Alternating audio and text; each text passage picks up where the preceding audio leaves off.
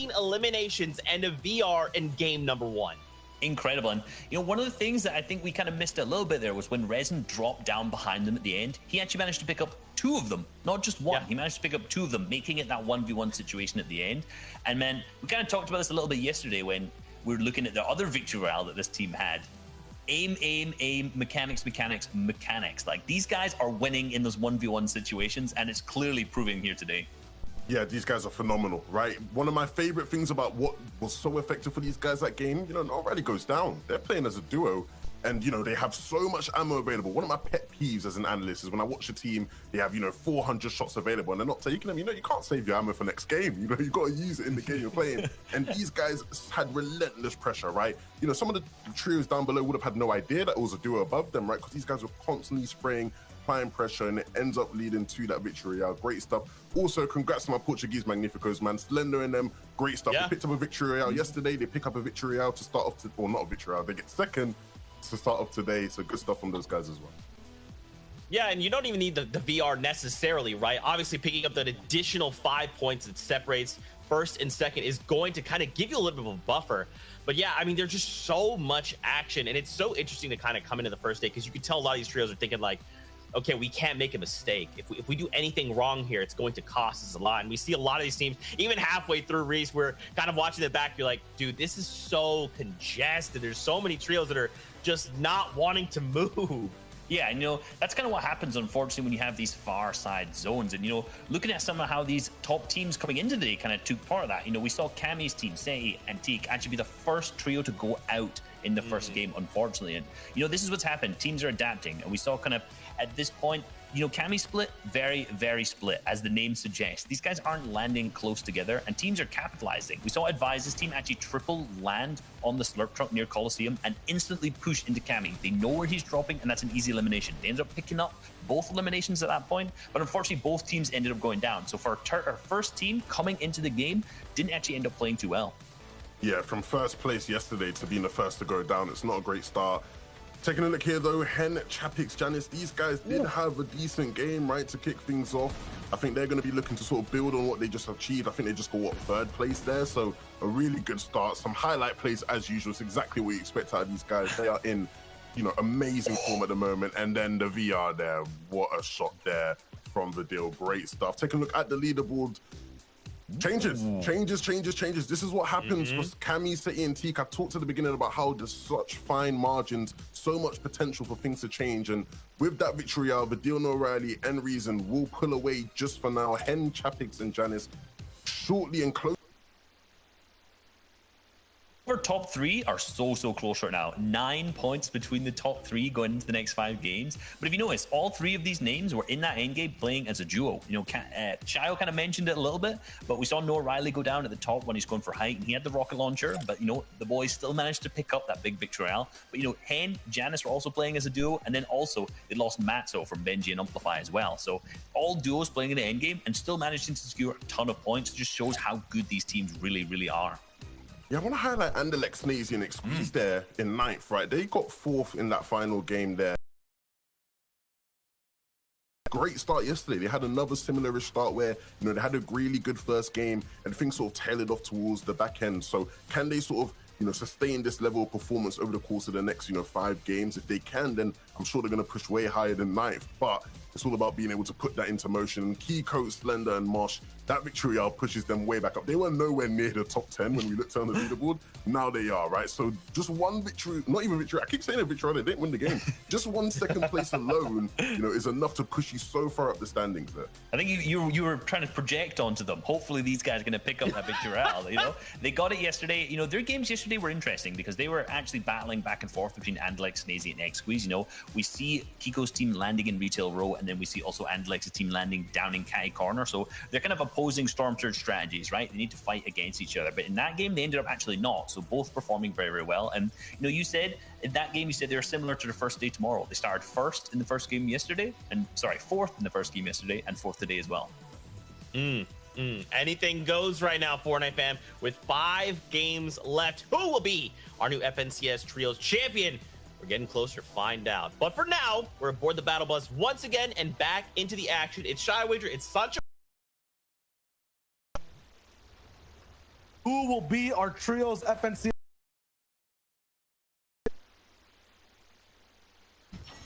And how chaotic those variables were changed. I mentioned that yesterday, that this kind of formula, it's all set, everyone had it, but literally the entire formula has changed. We're no longer edge fighting here on storms. We're no longer hanging out trying to get simple storm tags from a distance. We are getting in the nitty gritty. We are getting right up in people's grills and trying to get them out of this competition with some aggressive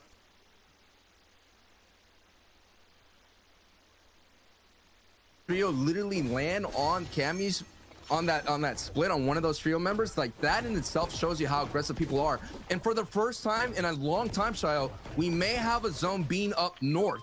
And that's going to be spending some great news for Hen's trio, who's been always making these crazy south migrations, right? Finally, they get one in their backyard. So it's going to be interesting to see if they're able to walk away with the victory royale. And one thing to point out, though, is we saw that Hen and Janice were going in there basically in that final movings as basically as duos, right? And what would we say? They will find a way to get some good placement out of that and get some elims. And they ended up in third place, Hen getting all the way to that point. And that's what's been working so well for them. And if you try to do that formula or somebody else, it just doesn't work. It just doesn't make sense. It shouldn't work. But Hen, they end up making it work so well. This is like the one math class that I love, because I can actually understand it and follow it through, right? Just expecting good players to play great. I feel like I'm actually at home and now I'm learning. Still, though, for Matzo, Amplify, Benji, that last game, huge for them to take over at first at one of the best positions. They were beaming down below. They get knocked down one tier to third now. They're still kind of in that running. It's just 5 points of a difference. But you have to remember, Sancho, right? When these teams have an opportunity to steal a game over, when they have an opportunity to be the guys controlling the lobby, and the opportunity doesn't come. And I think Andretta has decided to, like, hey, I'm out of here. Now we're going to take a look at the overall scope of things and seeing if there's any other kind of engagements happening. And that middle zone, that is Michael's trio. And they have been doing so well throughout this entire day one. Their success has been led to a lot of smart rotations and taking advantage of those crystals. Absolutely. Those crystals letting you just jump back and forth. The 0-point crystals, of course, have so much more flexibility. That overhead map shot was just really cool, too. You're noticing that a lot of trios are being a little bit greedy off their POIs. Oh, yeah. This is huge. It makes it look like a beautiful painting, though. It's nice. We get art inside Fortnite amongst all the action. Yeah, Matzo is never really that far off the coast. It's usually Amplify is the one that's that far. Amplify literally sits on the edge and he just fishes. That's how far as he goes. Because you have Paco's team kind of landing in that logjam, but we all been knowing that Paco has been going all the way to center as fast as possible. Those kind of teams that play for center, they're usually it's the teams like Benji's teams and teams like Hen's teams and Vidil's teams. I would say they'd be in their POI for 8 minutes, but it looks like all calm is chill on this POI. For the first time, there is a moment of peace. No, this is not peace. Have you ever been on like a customer support call before, Sancho? All the time. You get angrier the more you have to hold. I guarantee those trios are just, just steaming inside Steamy Stacks, waiting for the fight to break down, pumping up their loadouts. Past that, though, these guys got their call answered. They're at the help desk. Artox, Pizza, and Ardent might not even need a helping. Reverse that situation. Never mind. Double reverse that situation. We're now looking at them just taking apart Vior piece by piece. And in a matter of, 7 seconds, that fight is over. Vior still haven't found a home in this map. They've been looking all over the place. And Artox, Pizza, and Ardent have coming from Misty Meadows. So they saw someone in the water that they weren't recognized hanging out in their POI and they decided to push them. You're seeing more aggression. You're seeing more people taking up close and personal. It's just such a different type of style.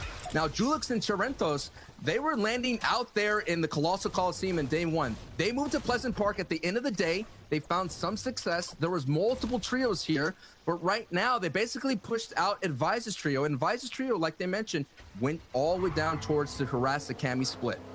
Yeah, this is kind of like, one of those reality TV shows, Life Swap, right?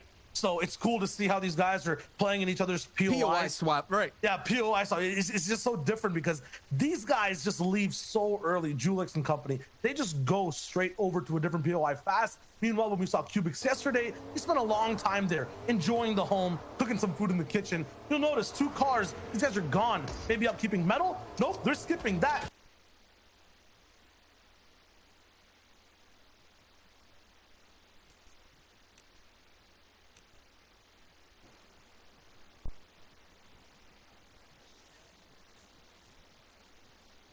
looking for more across the map. And we see Savage just that mini map. Savage is going to his Storm Stats tags part right there, his Storm Search tags part. Savage has talked about, he knows exactly where to go. That little mountain that they just passed, that's where Savage is. It's good to see Savage here. What's been hurting Savage's trio is essentially it's always somebody in his spots there for Storm Surge. So far, clean right now, looking good. He needs to make some movement here. I think this is his opportunity for that trio to make some movement on the board. Because look at the leaderboard already, Chayo. First place was Vadil's trio, 171 points. Second place, Hen's trio. Third place is Amplify, 162 points. Seti, Kemi, Teak, who got 0 points game one, just slid down to fourth. Not too bad there with 147 points. And Flick and Nos and Thomas HC right on the heels, 141. I got to message the back end and see if we can support these many points being dropped down by the first place team. We're almost at 200, and including this game, we have 5 more to go. So, like, I'm not even sure what records are about to be broken inside this FNCS if Vadil, Noah, Riley, and Reason get, maybe just 2 more games to do what they do. There's nothing like a wild card. The wild card just causes so much chaos, and Knifer's trio has been so chaotic throughout the entire day and the tournament total. So far now, they're in another spot. They're in the contesting Steamy Stacks. These guys have been all over. Maybe they just want screen time. You know what I mean? They want to see some broadcast stage light. And that's a great way to go, is just to go to a different place because the camera's there. Absolutely. I mean, these guys are just hunting for the fight. It's nice to be dynamic and stay on that north side. You got to remember this game also might be different because this is a very different type of zone. Usually, if it was the south, you see the mountains, or we're in the dry desert. Now we're in the lush forests and what is it? Coves of craggy cliffs, maybe. It'll be more calm. It'll be more calm. But as soon as we tune in with trios like these, Chapix, Janice, Hen, Andretta, Scram, Refsguard, they get a little bit more scrappy. They like taking shots fast and then moving away. Now we have a zone that is in their backyard. Janice, Hen, and Chapix, they have opportunities where they kind of push up to the north side. They love to get the scavenger route team. So that's why they're making their way towards those houses. We don't know if anyone's there because right now, Knifer most likely rotated down into Steamy Stacks from that area. So if Hen, they get an idea where this trio is, they most likely will push down to here to see what they can do. Because right now, this is that dead side rotation. And Hen, Chapix, and Janice, they love to make those kind of rotations because it works really well for their playstyle. And like I mentioned, day one, all those trios that do dead side rotations, play for height, like the Analyx and the Hens trios, they were just always not getting that 5th zone, or when they did, an RPG will come in and stop them, or someone would really be aggressive for height, like Trulex's trio. So that's what's going to be going for in this day too. Like, what kind of height takes, retakes, or height plays are we going to see? And also, for the bottom of the board, what kind of adjustments they're making in real time. And I think you're right, Shayo. They want to be aggressive to kind of close the gap with some 2-point elims. Might be the wave. Could also just be having a good time. It's fun to run around in the grass, right? Like, we've been seeing everyone just held up in boxes. If you want to stretch your legs a little bit, Mayhem definitely doing that all the way up in the air. Teams on the other side, yeah, now everyone's in box mode. You see it happen every game. This is Snap's trio. Snap, obviously, Snasty on your screen right now. Well, stop 10 finishes on day one. Impressive, but at the same time, it's day 2, baby. Day 1, sometimes the patterns might not be the same. It's not. It's completely different. Even the gameplay is different. It's unbelievable. So, very good record overall. Swag down right now. That's Swab. I understand we get to cast and translate at the same time. Players like to get creative. It's a different language we have to work with. Completely new. The dictionary does not exist for this language either, so you have to trust us on the calls. Munis and Robnik. Harry first game. Now they're actually in the business inside the circle, so things are looking good. Still now, might be a little bit more of a sandpaper vibe in the desert. Everyone's stopping, not getting to push over the greener pastures. Unfortunate, but that means they'll have a chance for damage back and forth.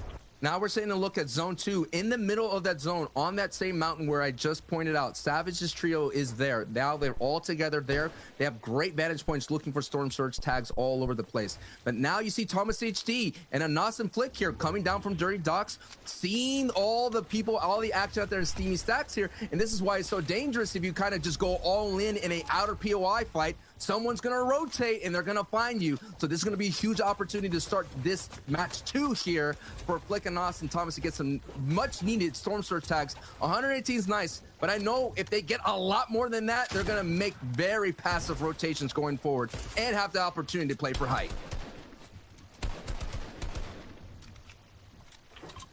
Might have to get some water for Flick as well. I think this man might be dehydrated waiting all the way over for that late game. Look at the loadout. It's fully close range. It's fully meant for those box dives and rotations and fights towards that end game circle. But if we're looking at patterns, one of these guys is going to go down.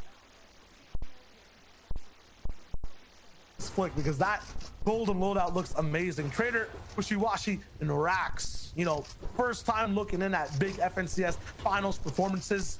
They've had some of the most creative fights we've seen so far. Some really good ways to rotate around as well. Their damage threshold looks really good too. Yep, Scram and Chapix ended up fighting as well.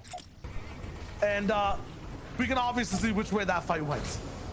It's just simple, man. It's like I mentioned, all great minds think alike. All these players, they kind of rotate the same way. There's valuable rotations. There's efficient rotations. They know exactly where every piece of rock, where every piece of tree is that they could farm, refarm, 0 crystals. And what ends up happening was when you find those valuable, easy, like chill rotations, you're going to find someone else there. It's just the way of the world. That just ends up what's happening here in the Fortnite island.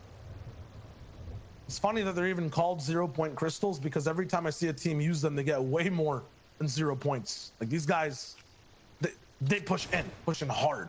Past that though, no crystals to eat here. So maybe these guys get left at 0 points, picking a bad fight. There goes Leo down. Right next, the Shizo God. Mayhem comes through to meet him through. They got so many floppers. They took out the heal man of the squad. Chug splashes, floppers, gas canisters, heals. This is huge. It's almost if Leo was a character and he just held on to all the floppers and he was trying to sell some, but they didn't have any kind of gold.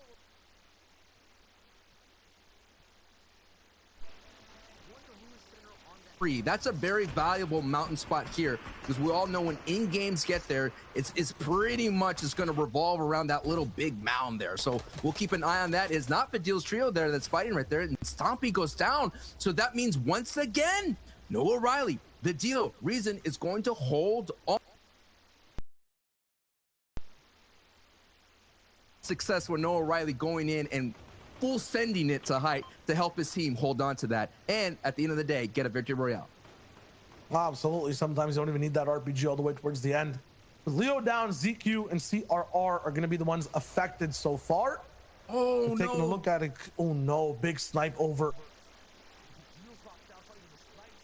Storm Surge coming in. This guy's not going to find anyone to do damage from. Kinzel, I guess, wasn't there this time or didn't want to fight. That's a team all the way near the top that won't be there to stop anyone else. That's wild, man. Usually Storm Surge for that team is all about pushing people that are on the scavenger route. Egram was the kind of guy that did it. Every time they made those rotations on dead side, they usually unlock that. And Reason's still holding on. He's just doing all that he can. He's going into his heals. He has to survive 3 people here. 3 people have to go down, or if he can hit the snipe of his life here, it could happen. Can Reason hold on? He's going to have his eyes set on the tree on the left. This is going to be a huge opportunity. Does he hit it? No, he doesn't hit it. That's what he needed. He's going to fall shortly. And there he goes, down to Storm Surge. And that's the #1 team eliminated. 173 points. Is basically the lock now. If anyone can jump up past that, it would basically mean that they're in first for the competition. A second chance now for Benji Fishy, Matzo, and Amplify. Another big wave for Janice, Chapix, and Hen to push themselves forward. They're the 2nd place team currently. And for everyone else around, like the Siptos, Kinzel, CRR, Leo, who got rebooted, it's a chance to catch up, not having one of the biggest point hogs alive in the match anymore. And shots in, not going to be possible for him to connect for any more though. One flopper here, the whole trio alive behind him, but I don't think this is. Well, this is a trap that Kinzel's setting. He can turn around really quick. CRR trio is on the other side. This is not where they like to be. This is not where they like to fight, but they're just trying to get into these box fights out there, and it is kind of messing up their game plan that they're used to. Now you're seeing the lines are not set at the storm line. They're really going all the way out to POIs, and that's what Kinzel's trio did. They literally went all the way up to Craggy Cliffs to kind of third party into some fights here, and when they're able to do that, CRR definitely suffered, but there's still a team on the bridge. I also saw on the feed, Shio, Savage's trio taking out Pablo's trio, because we all know Pablo loves center, and Savage's trio was already sitting there, and they had a box fight, and Savages were able to kind of take out one of those members. We'll take a look if Pablo's trio is one of them still around here shortly. This is the worst spot for Benji fishing bots. Oh no, every single Benji. time, every game. Scooped up from the dirt by a shovel of shots from high grounds. And now there's no way that these guys can dig back their chances at staying in this game. No shields, no reboot men in sight. Matzo and Amplify have to operate as a duo. I know they're powerful, but they're so much stronger with Benji at the helm. Moshi's also just pushing right by towards the box. This man has taken out some of the most high-profile teams towards the top spot. In game 1, it was Seti, Cammy, and Teak. In game 2, it's Benji Fishy. The bounty hunters running around the map. It's up to Amplify and Matzo to kind of have that same performance that they had in day 1, game 1, where they're able to get a top finish without Benji. That duo is still strong. We all know that Matzo can make some sound rotations. Now we're taking a look at the rest of the fields here. Let's see who's still up. ZQ and CRR find some way to survive that storm hold, and now literally without any heals, down to one headshot from any kind of weapon basically, and they're out. It's not survive, it's just delay. That's the operating word. How far delay can they get before they're taken I'm out? Optimistic. I'm optimistic. I think they could pull a miracle. Man. Like, look at the HP. Look, I'm not in this game, Sancho. I think I have more HP than these guys in total. Here we go. CRR, we know, has the ability to do something, pull a magic out of his hat and get some beams right there on Wakey. This is an opportunity. You know, if they get a refish, they're right back in it. Oh, okay. No. It was too much too soon, and the edits come down from Neb's trio, and they just see it. It's just sometimes you can't overcome statistics, Shio. You're right. No, it's not even that, though. You're right in the fact that it could still affect the server. It took out Wakey from shields and HP down to nothing. That's going to affect the Siptos and Kinzel's chances, that whole trio, of making it in. Talking about big trios, though. Hen, Chapix, Janice, High Grounds. This is kind of like, what is it, a metaphor for the standings right now. They're basically in first if they make any form of placement. They already have 2 elims, so they're basically tied now for that first place slot, and they're looking down on everyone, making sure no one can touch them on height. And it was Hen's trio that was sitting at that tree mountain. They were the one there as well, set up early, and they had so many people try to claw away and take height from them. On the rotation from the other side of the center from previous zones, it is Savage's trio, and they're making their way into this fight as well. This, in my opinion, to make some moves, at least get some confidence build up, because they do have championship pedigree. Tayson again going for that back-to-back championship. Let's go, boys. Let's get it done. It's big too, because they didn't get a chance to fully play out that game number 1. This is huge for them in 2, and they already have 5 elims in total as well. I'm talking about it. They're here. Savages, he has them cabbages, baby. Let's go. It's in the inventory. You know it's going to be real. And the inventory could be in the chat. It's always good to give the spirit over to Savage, but still, look who's on heights. Got to remember, though, the bigger they are, the harder they fall. If you want to talk about Savage versus Hen right now, if you're on low ground, you might get shot at, get affected, get looked at. It's not going to really affect you the whole way through. You can move, you can adjust. When a team chooses to shoot you down and contest you for height, they're going all in. So it could be troublesome. These guys try to hold everything, but they got zone. That's huge. It's moving over towards the Coliseum. We're foreshadowing a big fight, possibly between 2 teams towards this endgame. Got to remember, too, those walls are indestructible. Not even the Acts of Champions, I think, can break that thing down. So these guys have to be careful and make sure they're higher than those walls, especially all those low ground teams. I'm going to say something, but just vibe with me, everybody. Not even the mythical Infinity Blade could take it all down. They're not going to have it. That sword ain't going to do it. I ain't going to cut it, dude. They're just too strong right now. That structure is too massive for even that to take it down. Oh, but Seti going for the revive, not going to be possible for him to have the awareness at the same time to look at the right side of his wall. A second game where Seti, Cammy, and Teak don't get to have a voice. Silenced, take down to the mouth, and now it's just Teak with no shields. He finds Milo, but can't do anything else. He could do this, man. Oh my goodness. You can't do anything else. Real. He can't do it anymore. I was gonna say the sand tunneling could allow him to extend to delay the inevitable, but right now. But let's take a look at the inevitable. Is the height, is Janice's trio alongside with Hen and Chapix having some extreme dominance right here. And Matzo goes down in the feed to Tayson. Here it is. Savage, Tayson, and eye drop here on the low ground. Now with the layer switch, they have an opportunity to get some damage done. Here we go, Chayo. Yep, they started all the way from mid, dropped down straight below. Just basically ownership of, look at it, basically half the zone. No one can push their boxes from the backside. High ground doesn't want to touch them at the bottom. They have to elevate though. We are going past the Coliseum. We're basically going to be on the wall, on the edge. It has to be the best rotation. Andalex, Snazy, big bouncer to get up as well. You got to be creative with where you're going, but now they're neck and neck with Savage's trio. Yeah, Savage is right next door. They're on the same layer, but they're going to move up.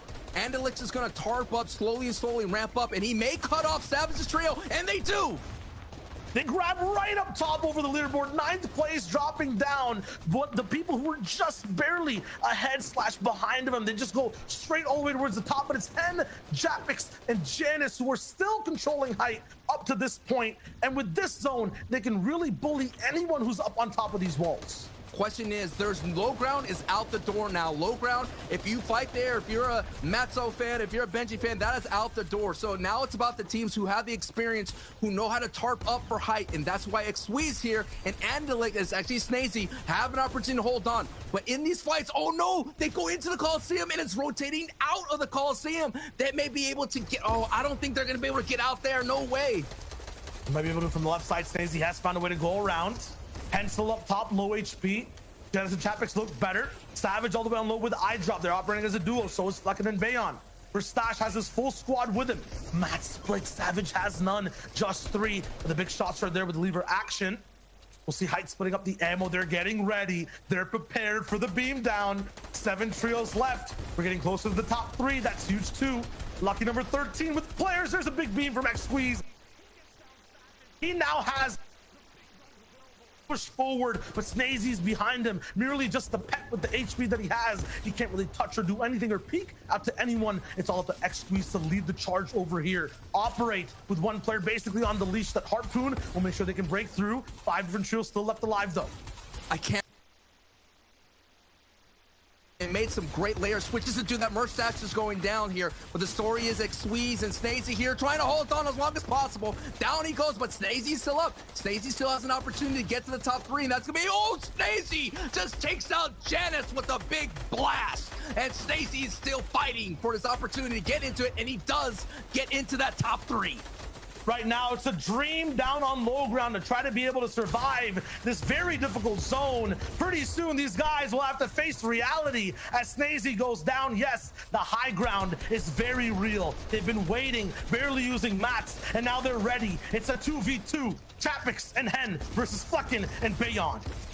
Flecken here doing his best to hold on. It's Bayon and Flecken. They had this opportunity. This is where they got into the reboot round along these run of the Colossal Coliseum. Now, Hen has not had an opportunity to put some max damage out in this lobby here. Now Flecken is taking some damage. Flecken is in. Hen gets it right then. Hits Flecken right down. Gets down and out. Hen is on a tear. Now he's looking for Bayon. He has to find him. Bayon has a lot of health advantage. Down goes Hen. But it's Chapix at height. Can Chapix? Yes!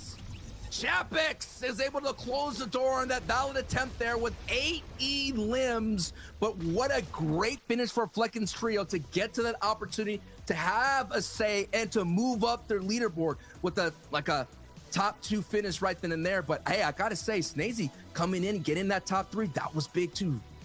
Yeah, Snazy survived the whole way through. You were surprised. I was surprised. Still, though, it's kind of real when you find out, these guys are kind of sleeping in low ground. They look up to the sun and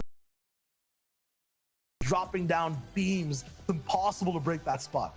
Yeah, I know Hen's trio, they were happy that the Colossal Coliseum was in play, no doubt, because that means most likely going to get the victory awesome out. Quality. But at the same time, that kind of move up that kind of caught on that fortifying wall. Wow. Yeah, and the question is, with Vidil, Noah, Yes, Riley, I and know. down early in the It's game, great. was it enough for Chapix to take it all the way towards the top of first place? Desk has the answers. And Shabby, why don't I see have you the answers, in this but tournament? wait just a moment. I know. We gotta build Rare tension. We gotta unit. build suspense. A couple things here. I gotta applaud Flecken, Bayon, Diablo, the team that made it through the reboot round, who just missed out on going through the finals. They find that final opportunity, and now they're showing us, listen, we're a trio you need to have eyes on. Second place is so good. But Reese, Hen, Chapix, Janice, even when Janice was down, playing closer to that mid-ground tarp, Chapix, he's like, hey, don't worry. I got you, bro. I got you. You know, this is this play style we're used to seeing from these guys. Eliminations early and mid game, picking up enough so you don't have to worry about Storm Surge. Then after that, claiming that height early on and just absolutely running away with it after that. You know, they pick up but you know, one of the things I actually want to look at, you know, we keep mentioning Flecken's team. I was kind of, while we're watching there, you know, my prediction's Hen's team, but at the same time, when I saw couldn't Flecken get in. I wasn't able to play FNCS. Actually went into zone to take that one tick in the zone so that you could pop the med kit and go for the heal off, and it looked like you could have ended up playing it, but you know, let's be real. But do you have enough clips to make a montage? Before it's been about a month since you haven't uploaded? I do want to sort of highlight some of the teams who we mentioned at the top of the show, right? With Anilex's trio, they just had another really good game, third place there. iDrop's trio with Tayson and Savage, they had a decent game, sixth place. Now, I mentioned these guys had bad days yesterday. If this is the time now for them to sort of pick things up, get then back play into a rhythm, in the pit, then, you know, it's going to get some. really exciting, because I've mentioned how, look, we've had a lot of teams, you know, who we expected to do well, doing well. Those are the two sort of teams who everyone expected to do well, who haven't. So if now we're adding those guys to the list of teams doing well as well, it's like, it's just crazy. EU FNCS is insane.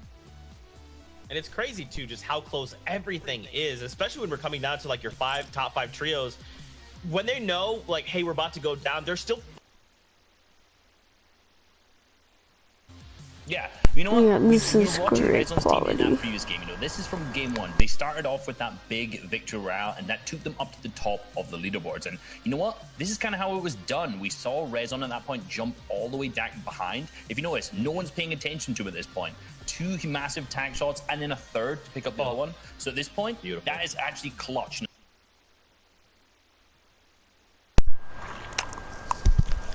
See this from Rezon's PoE, but the fact that he jumped behind them meant that no one was paying attention to the all. And then we all saw this. Zeke, you were getting hyped about this shot. Vidil picked up a massive shot. 89 HP, and you can see that he actually tries to go for a little mini play, trying to get ahead, but actually ends up hurting himself by going into the zone instead. But he's prepped. Absolutely laser focus aim, picking up Slender in that first game. He's great. Sort of alluded to it, but in the next game, we just watched, these guys actually go down to Surge, right? They went down early, and that did leave room for other teams to sort of have, you know, a great game. Look, we saw going into this, Hen team was in second place, and that victory has a big chance of pushing them ahead, right? And so, how did these guys bounce back now? They just went down to Surge. This is not something we see of them, right? Like, this is not something you expect to happen to Noah Riley's trio. You expect these guys to always be good in Surge, and so how did they bounce back? Like I just said, big opportunity for them to sort of lose that first place slot, and they do. Hen, Janice, and Chapix are now starting to pull away. I really wanted to see on day 2 who's going to be the trio to sort of pull away. Hen, Janice, and Chapix look like they're the ones to take that initiative. You know, if any trio is going to pull away, it's going to be our prediction trio. Let's be real, Levin. Come on. And they're absolutely going for it. You know, these guys deserve this slot. Like I've already made, I'm going to say the stat again. I've said it so many times. These guys have been top 5 in every single tournament they've played as a trio. You know, I definitely think, honestly, these guys are the strong.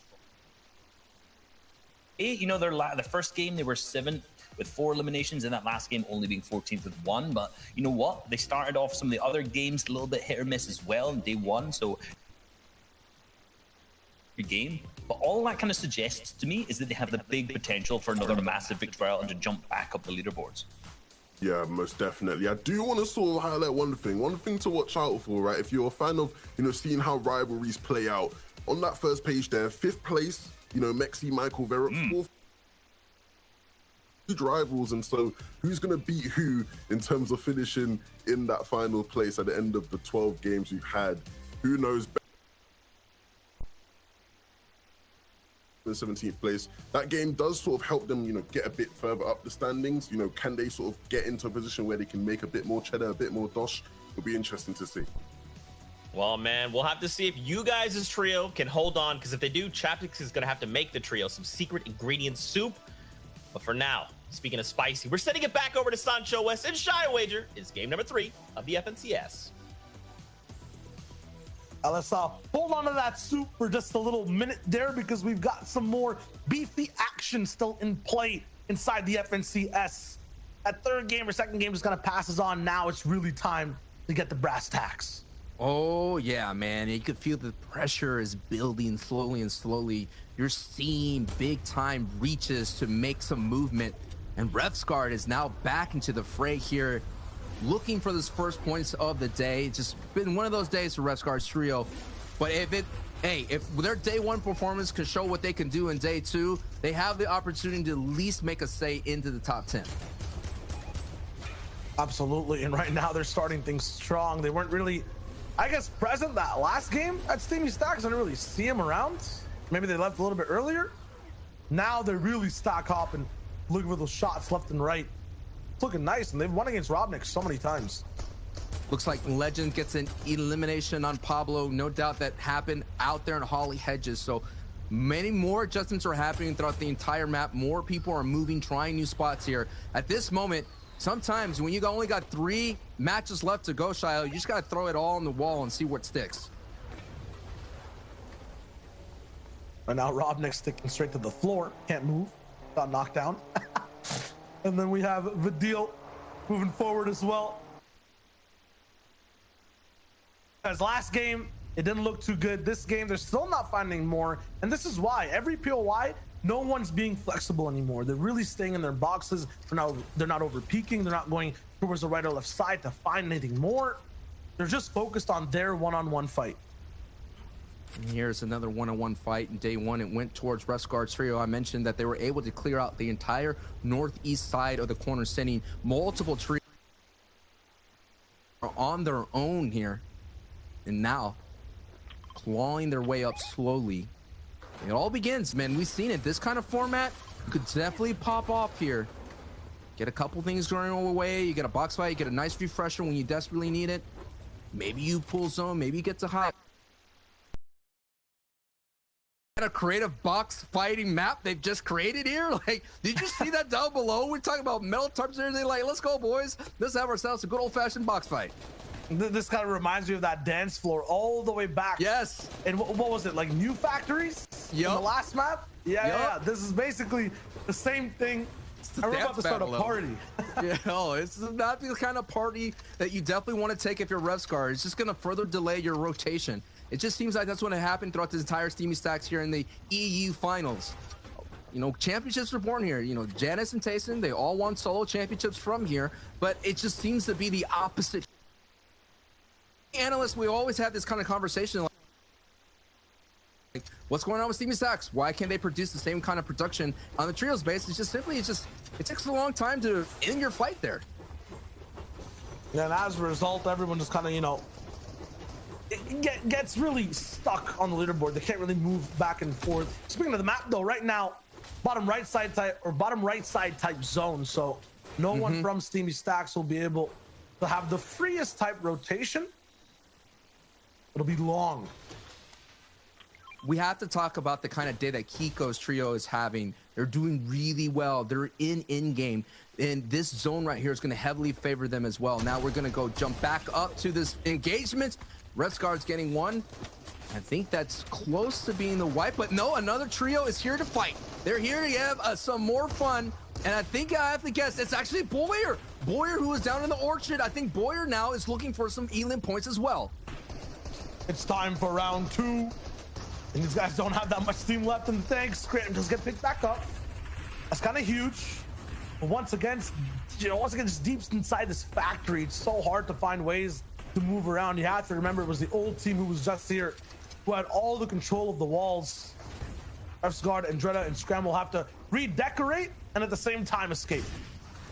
and get out of there. This is why these fights take forever. As you see, Boyers desperately try to cut him off from getting from the steamy stack. Scram and Revscard are left behind. They're trying to get in as well to vault themselves over. They have to be careful here because as soon as they try to get out of here, beams from Kluja and Hellfire and Boyer may send their way. And Boyer's one of those teams had a decent start in game one as well. Just after that, those rotations from down south from the Orchard were very tough to navigate. They had to go through Colossal Coliseum. They had to go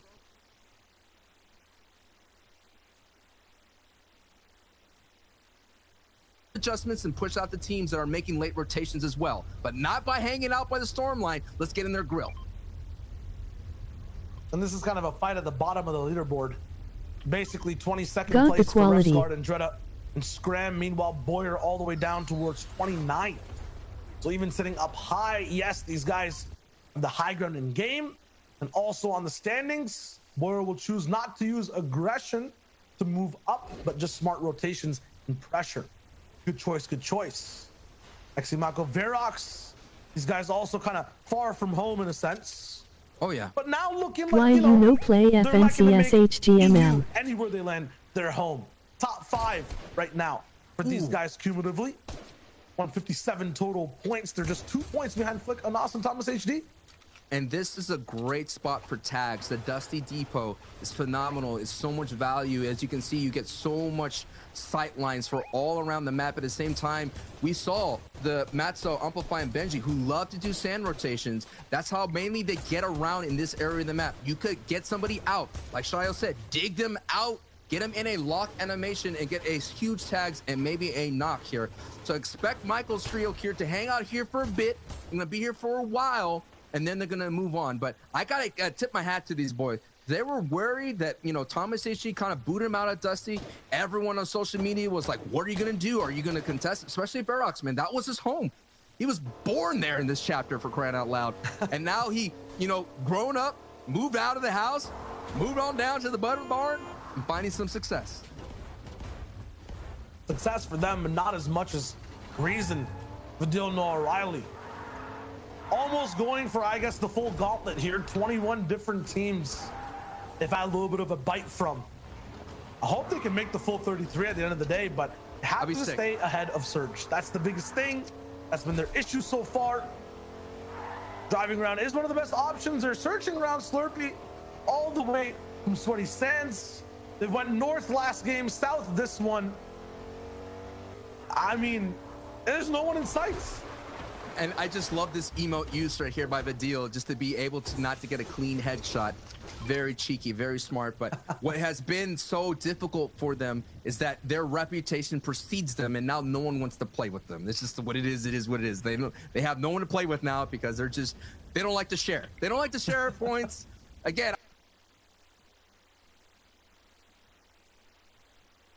like to share when they're little, you know. It is what it is. So they're not sharing anything and no one wants to play with them. We did a look at Analex's trio. They like to do that if zone pulls on them.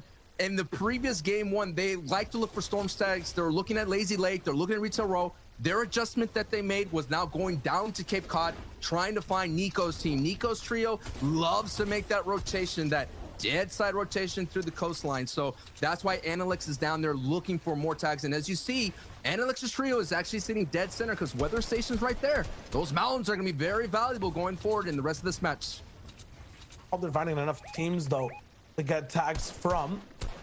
You see Diablo and Bayon and company all the way inside this box looking for shots as well towards Verox's team. Torentos and Julex pushing forward as well. Both teams having not too bad of a day, but need to elevate today to get towards the top of the out there are visual learners, and I myself is a visual learner, and that visual look at that map right there tells me all that I need to know for the day. No one's lining up anymore on that line. By now, yesterday, zone 2, everyone's sitting on that line. Not anymore. They're all trying to get those storm surge tags in the separate little box fights, and then once they get enough tags, then they rotate in. So what that means is anyone that's been very consistent playing for center, they have a lot of pressure. Like you said, Analex's trio has a lot of pressure to find those storm surge tags. They need to have their aim be accurate and true. I don't think that line dancing's done just yet. Gotta remember, just the second zone, once these guys clip all the way into third, there's no way you're trying to just push forward onto different mountains. It's not a line dance anymore, dude. It's a mosh pit out there. You know what I mean? No, I think we still have a few tunes left. Okay. Just wait for this zone to lock in, and we'll see exactly where these non-card trios will end up. It'll be all around Lazy Lake, and then that left side as well. All I know, man, is just, I don't think it's a silent disco. I just think it's just like a loud mosh pit of destruction that's happening out there in all these fights. And like I mentioned, man, the rotational bandwidth is just so little now, more than anything. And if you're like Chirentos and you're not finding any kind of fight, Chess team here is going to have some issues. Now they have to box up and try to get some tags here. And before they know it, they're going to be the ones that are late rotating in, and then they're going to be storm held. This is what happens when you make these decisions. Every decision matters here in these kind of high stakes tournament. And these are the dynamic decisions as well. We saw some of these top teams and big bases. Toronto's Julex and Mustache are just kind of stopping wherever they can. It's not fully planned, so they don't even have the biggest sight lines. Guys are operating on fumes, but hopefully they get through. Just 2 damage below. And now Ardent and Pizza right beside Wakey as well. I think both these teams are always itching for fights. Artor's here too. They've gotten into so many mid-game fights as well. These are just rough riders back and forth. And they're still gonna go and confirm a few things. Right now on the other side of the map, we have Swag's trio cooling down slightly. I'm not sure if it's 2 reasons. Yes, it is. And they find the snipe as well. So big above Surge. I was going to say, man, Reasons Trio is all they're doing is looking for a third-party opportunity to go in. And you saw they went from 14 Storm Surge all the way up to the 400. So that is why that's their game plan. They look for third parties. If you're based up trying to get Storm Surge tags, they're going to sneak up on you. They're going to ambush you. So now they have a strong opportunity to do the rest of their game plan, which is more dead side rotations, more pushes into Fox fights. So if you building out of wood or anything weak, they see that weakness and they go right in. Now I want to see if any of these teams to break out of Misty Meadows or if we're going to be locked down here right next to the circle. We have one team kind of rolling away. Agram, Reason, Swag, and then Trulix with Bink and Stompy are here too. Looking for a shot in with Pizza. I was talking to Trulix yesterday. Basically, the thing stopping them from pushing forward was first zone Surge. And the way they were kind of handling getting tags, hopefully they fixed it over. Haven't landed any shots towards the deal right now, but they're making adjustments. Oh, this is a big time moment here. Zone 3 has been revealed and it's more south. Last time we had an in-game here yesterday, it ended on the lake, but that's not going to happen this time. It's going to go down to that mountainous terrain. Thomas HT picking up an Elam on Cluja. Badil, Noah Riley, Reason still on their feet, making their way forward. Egram still on their feet, making their way forward, but this is going to be a very dangerous short rotation. You mentioned Trulix trying to get tags here. They're staying on the outside. I think they're tired of going down before they have the opportunity to fight for height. They're just sick of it. Yeah, there's, basically a set plan put down on paper on how to rotate from here. I feel like that paper is about to be crumpled and then thrown into the zone. As a result, some of these teams might end up going down. They're still right next to each other. It still looks nice and straight. No creases on that piece of paper. Miro, Swag, and Snap are going to be moving forward first. Everyone's rolling in. No folds. Okay. It's organized. Blackie just wiped out Cammy's trio all by himself. Again? Blackie just wiped him out. It's just not the kind of day for Cammy's trio. It's just showing you that split. It's just once people start coming in, once they start, it's like you're building a kind of wooden blocks tower, right? The moment one piece is missing, that whole thing collapses, and that's what's happening. They need perfect rotations. They need that loot to have success, and so far, day 2, all that success is being destroyed by that lobby. You can always rebuild that tower. You can also have that happen towards the mid-game as well on a sound-structured tower. That's exactly what Snap was trying to do on screen to Karma, Aware, and Legends. Not going to happen, though. They'll box up on top of each other in a really weird spot. I'm not sure exactly what you can see from here, especially if there's a lot of teams above you, but I respect it. It's cool to be side by side. No Riley the deal though. They want to go higher. Trulex is there as well. Both teams that love to be all the way up top, and now the fight starts box to box. kind of getting itchy between both these teams. Noah Riley's going to be the one person to be having the opportunity to drop down from an angle that they actually can't perceive or see. There it is, the big charge shot on towards Chulex. He gets a big shot back though. Noah Riley's in trouble. 45 HP, has to find room to breathe. He's choking on air right now. There's a tree in the way. Okay, it'll be there for camouflage, but he's leaving both his teammates down below in a fight against Juriki. It wasn't even Trulex, and Juriki gets wiped out. Man, so many trios are playing right into the plan of Noah Riley's trio. That's what they want. They want these fights. They love mid-game fights on the Storm Edge. They're going to take them, and they're not going to let go. This trio is dangerous, and they're moving up their leaderboard slowly but surely just by their elim play. We're not even in placement points yet, Shayo. And look at this, entire leaderboard at the same time. The differences in points between teams is huge. Almost 40 points ahead is Janice, Hen, and Shapix. Past that too, everyone's kind of neck and neck. But if these guys survive in this game, can anyone really catch them?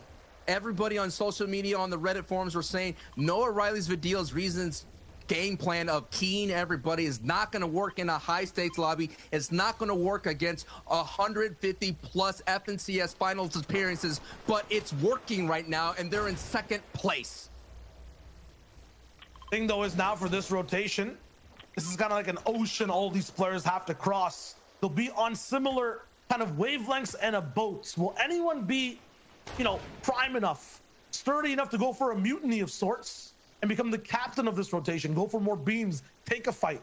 Or will it all be organized? One team already dipped through that river. Some of these boats have made land on the other side. Noah Riley Vidil have that chance to, take the reins away from the captains, but they're so far below. So low, it's not possible. And like Snazy, like Squeeze, though, they're all the way up in the bird's nest of the boat of this zone, and they look so good. Highest, almost. I want to make sure before I say it, because last time there's another team all the way on top of the mountain. So one of the highest spots, but not high vibes. Psych, yes, there are 72 damage above Surge.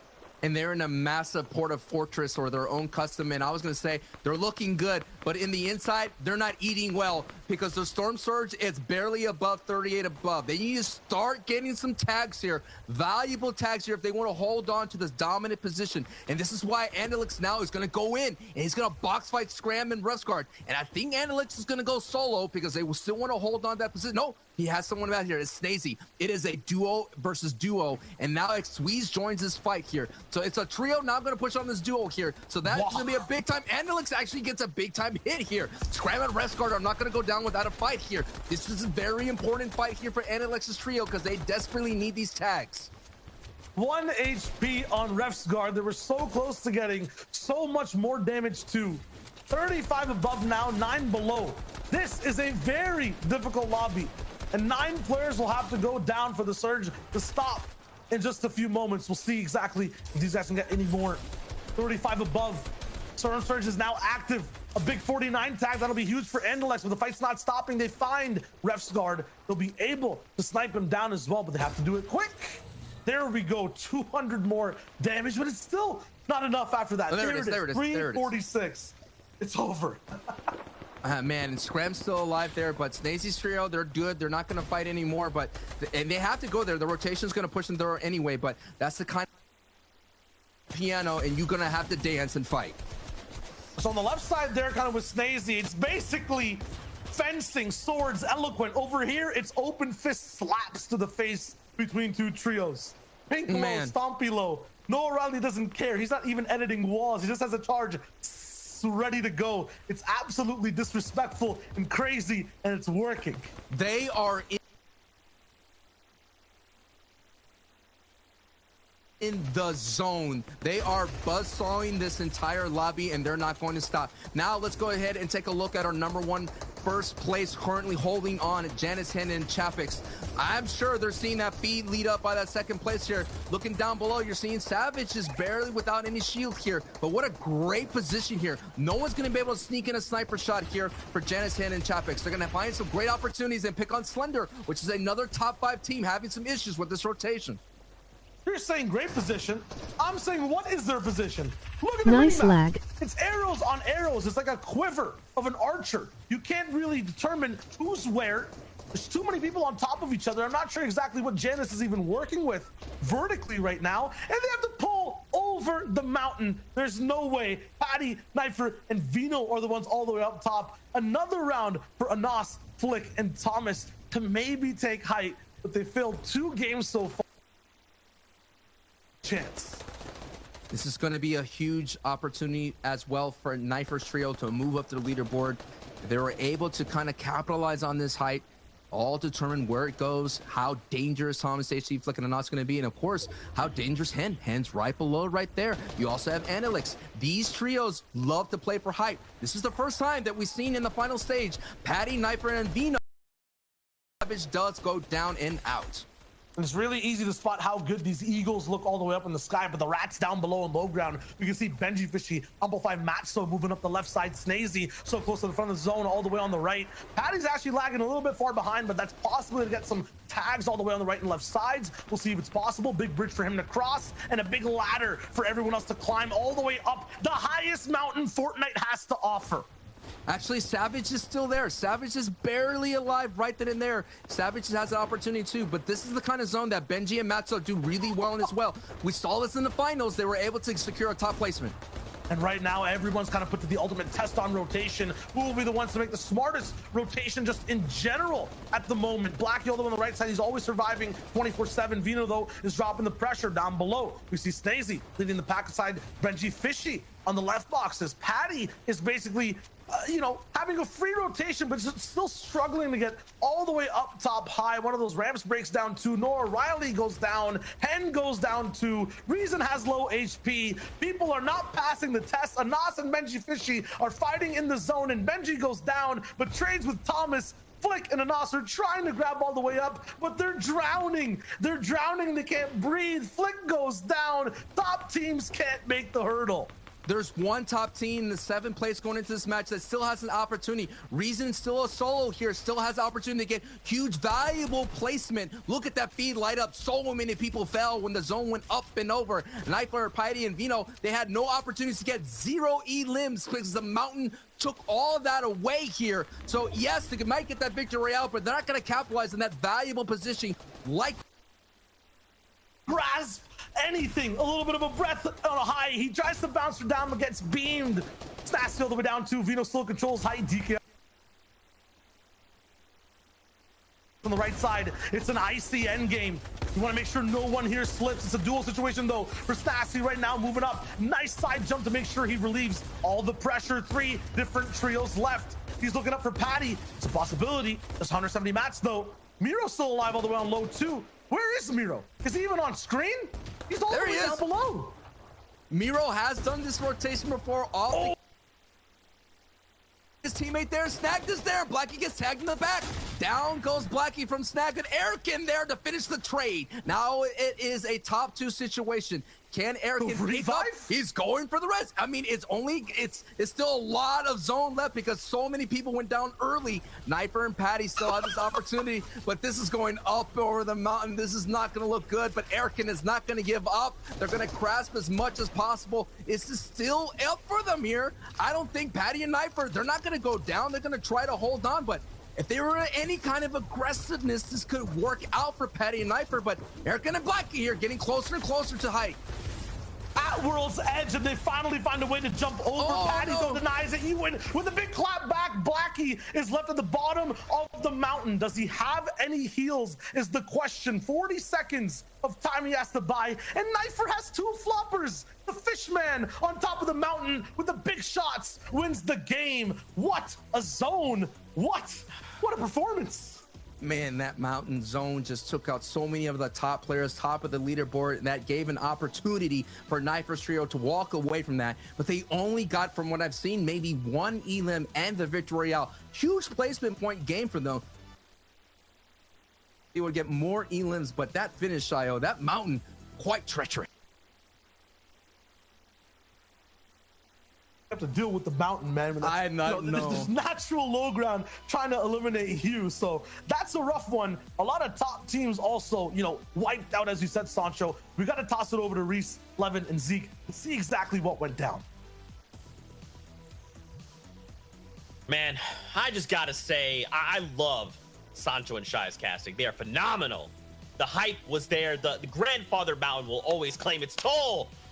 And also, I think, guys, this is the craziest underdog story. Night First Rio coming in, former FNCS champions from console. They're showing up. They're saying, listen, friends, you think we can't hang? Watch this. We're about to take a victory royale away from you. Just pulling the rug out beneath you. No problem. Yeah, and for that team, like, you know what? In their heat, after the first 3 games, they had 2 points. They were down bad, right? They were down bad. However, the last 3 games of their heat, they absolutely popped off, managed to get that top 8. Today, and yesterday, I think before that game, they had a total of 34 points. And I think they gained somewhere around 40 to 50 in that game in particular. We'll see when the leaderboards pop up. So huge game already. Way more points they've gotten than all the rest games. So this could be the start of their momentum. Another thing when you're noticing, we saw the res. We saw them go for the revive in that end game. And you might be thinking, how is this possible? How is a 2v2 situation getting a revive off? But if you notice when we switch back to the team on hype, Paddy's team, they had been on hype for so long and they didn't manage to get a refresh that they're already still out of AR ammo. So it's kind of a reflection of what we saw back in game 2 of yesterday, where teams on hype just didn't manage to get that refresh enough to get the ammo to keep pressuring down, but ended up winning anyway this time.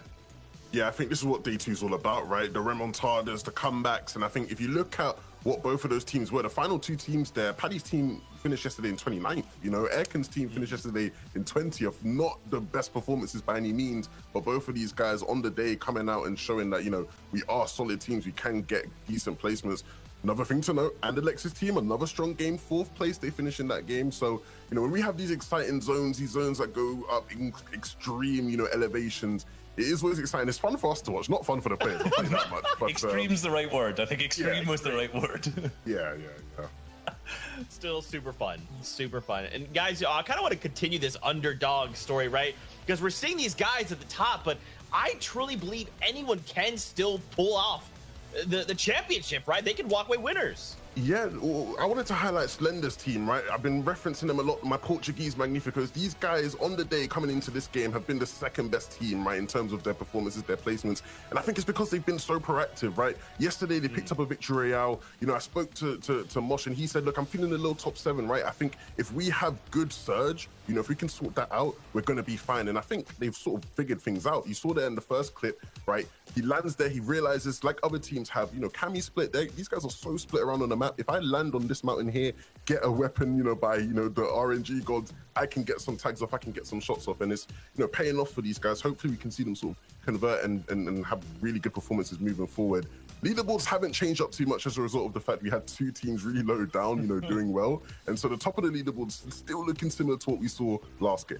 Yeah, we saw, Hen, Janice, and Chapix there coming down in 11th with 3 eliminations. So, as far as their games have gone, somehow, even though they came 11th with 3 elims, that's still one of their worst games yet. So that just shows how consistent and good these guys really are. But, that actually has kind of closed the gap between Vidil, Norali, and Rezon and them. They're now 20 points difference because something that went under the radar a little bit there was Vidil, Rezon, and Norali's 10 eliminations.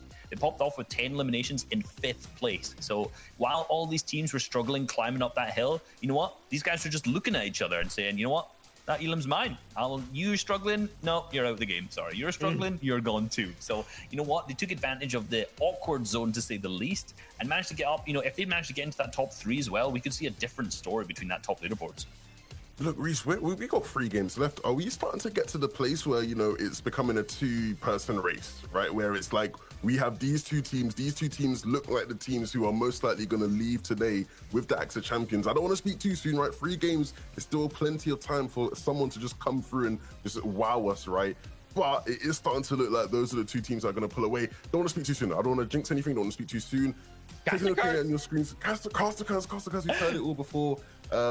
Interesting stuff, right? Certain players who I think started off hot yesterday, not being able to replicate their performances in that sense, right? You mentioned how Stompy's team really started off hot, right? First game, victory royale, 2nd game, 2nd place. And now it's like they've sort of fallen off a cliff, no pun intended, to that last game.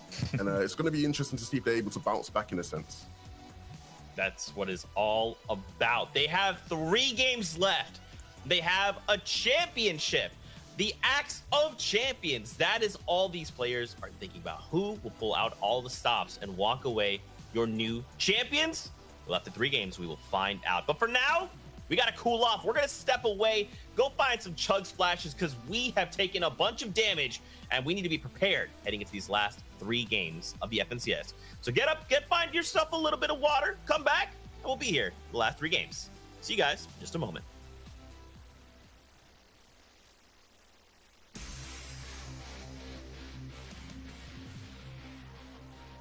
Welcome to the Reboot Rundown. If you missed it, there was a special reboot round which included all the best teams that couldn't make it past the semifinals. Everyone had one more chance. Only the team with the victory royale in the single match could make it to the finals of this FNCS. With these types of stakes, we saw the craziest action and display of dominance throughout every region. Today, we're going to show you just 3 of those stories from Europe, North America East, and North America West. For EU, it was Flecken, Aloft, Diablo, and Bayon who clinched the victory royale with a thrilling heal-off that went down to the final second. Flecken gets chosen to try and heal off and win the game as a solo. With no mats, he's forced to go into the heal-off 29 seconds before the zone closes. The medkits can't be used here because he's already in zone and the other team has a huge advantage on time, so he needs to do something and make a play to win the game. Dropping to low ground, he finds the most crucial elimination, netting him 50 extra HP from Siphon, 2 floppers and cabbages, enough to make up the time difference and win him the reboot round. You could feel the hype in this final moment. An opportunity here, right here. Flecken has the win condition for the heal off there, but can a trio there? Okay, he found the Elim, gets a little bit more Siphon. Now he's in it. He's all the way committed. Gray is going to go for the med kit. He does have an opportunity to walk away. A top 3 situation here, Sayo. He's trying for it. Everyone now in helo mode. Gray's all the way up top looking for it. Flecken gets a big Siphon as well. MXR is trying to delay anything, but it's head-to-head. Cabbages and floppers. Gray will have to drop down and find this elimination.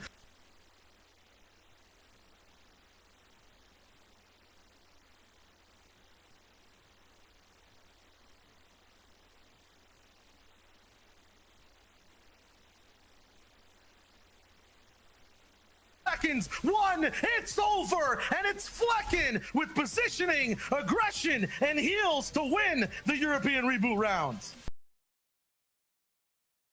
People were playing for heal-offs too, but there was one team with a very different goal in mind and a mission to continue their legacy in this FNCS finals.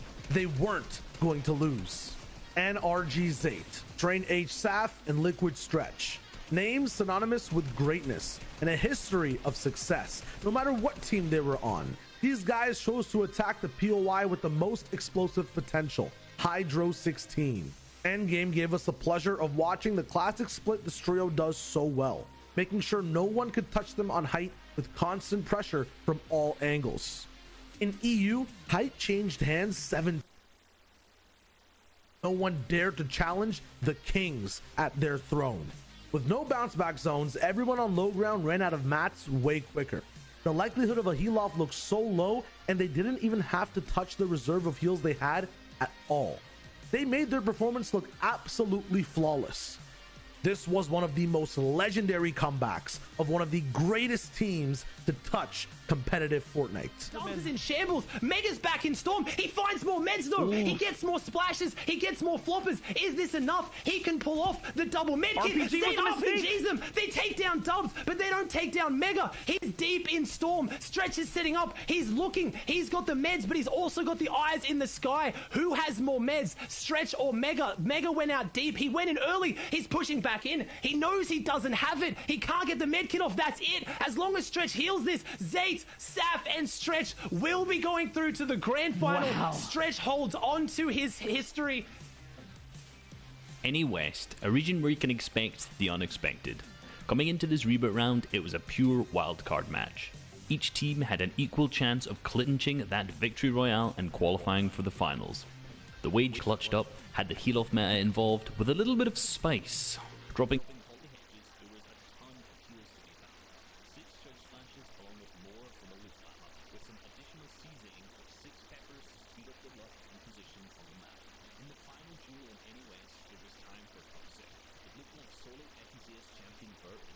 who was slated to come back and win the reboot round, had it all in the bag. Jeffers' trio had other plans. They made a crucial play in disrupting the heal-off, and the rest is history. Chug Splash is there. Does he have enough to put getting pressure hounded. from high ground, though? He's got to keep Chug Splashing, got to keep throwing, got to keep going for it. No! There's a play on the other side. Is he going to go down? He got knocked! It's Vert. Vert's in the zone. It's Vert versus Jeffers. Vert has to find Jeffers up on the high ground, but Jeffers has the peppers. He's popping a pepper. Chug Splash is going through. The med kit won't matter. Vert has to go find him, and Jeffers says, toodaloo, I will see you in the finals. You'll be watching. I'll be playing, baby. How far will these teams go? Will the addition of aggressive fighters, historic legends, or a team that gets one more chance at fame change the story of the FNCS finals? We've made it past the reboot. Now it's time to play out the rest of the game. Keep your seatbelts on, Fortnite fam. We'll see you at the finals. Beep, beep. What's going on, Fortnite fam? Welcome back to the finals here of the FNCS. We're in the European region, where only 3 games remain until we know who the next Trios champions will be and who will get to hold those Axe of Champions until the next FNCS. It's me, Z. We got Reese. We got Levin. And in just a moment, we'll be jumping back aboard the battle bus for game number 4 on the day. We hope you guys are enjoying the action. If you're watching a Party Royale, what's up, Party Royale? Give me your favorite emote right now. I like it. Perfect. You know who else likes it? It's Shy Wager. It's Sancho West. Let's get in the game.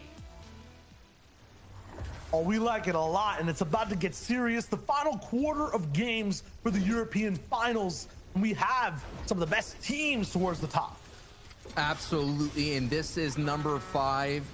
This is intense here. Every moment matters here on out. Every build, every rotation, every decision, every shot is going to matter, so you could walk away the FNCS champion in the lion's share of over $1 million. First place, $300,000. Wow, Shayo, we're talking about life-changing money will be cholled out here today in just a few hours. If you can't feel that, ooh, we're gonna get you there, I promise you. I feel like some names are already maybe signed on that check, right? Hen, Janice, and Chapix are just having a phenomenal performance game after game after game. A 3rd, 1st, and then 11th overall on the day. More elims every single game that are getting higher and higher. And they have a 20-point difference between them and then Vidil, Noah Riley, and Reason. Thomas HC Flick and Anas are also in the business, in the mix, 4th place overall. But man, these guys in 1st are so far ahead. So far ahead, and as well, Seti, Kemi, and Teak, who started off the day in the 1st place, sliding further down as they have been eliminated. Again, we are jumping into the match. A lot of things have already happened already.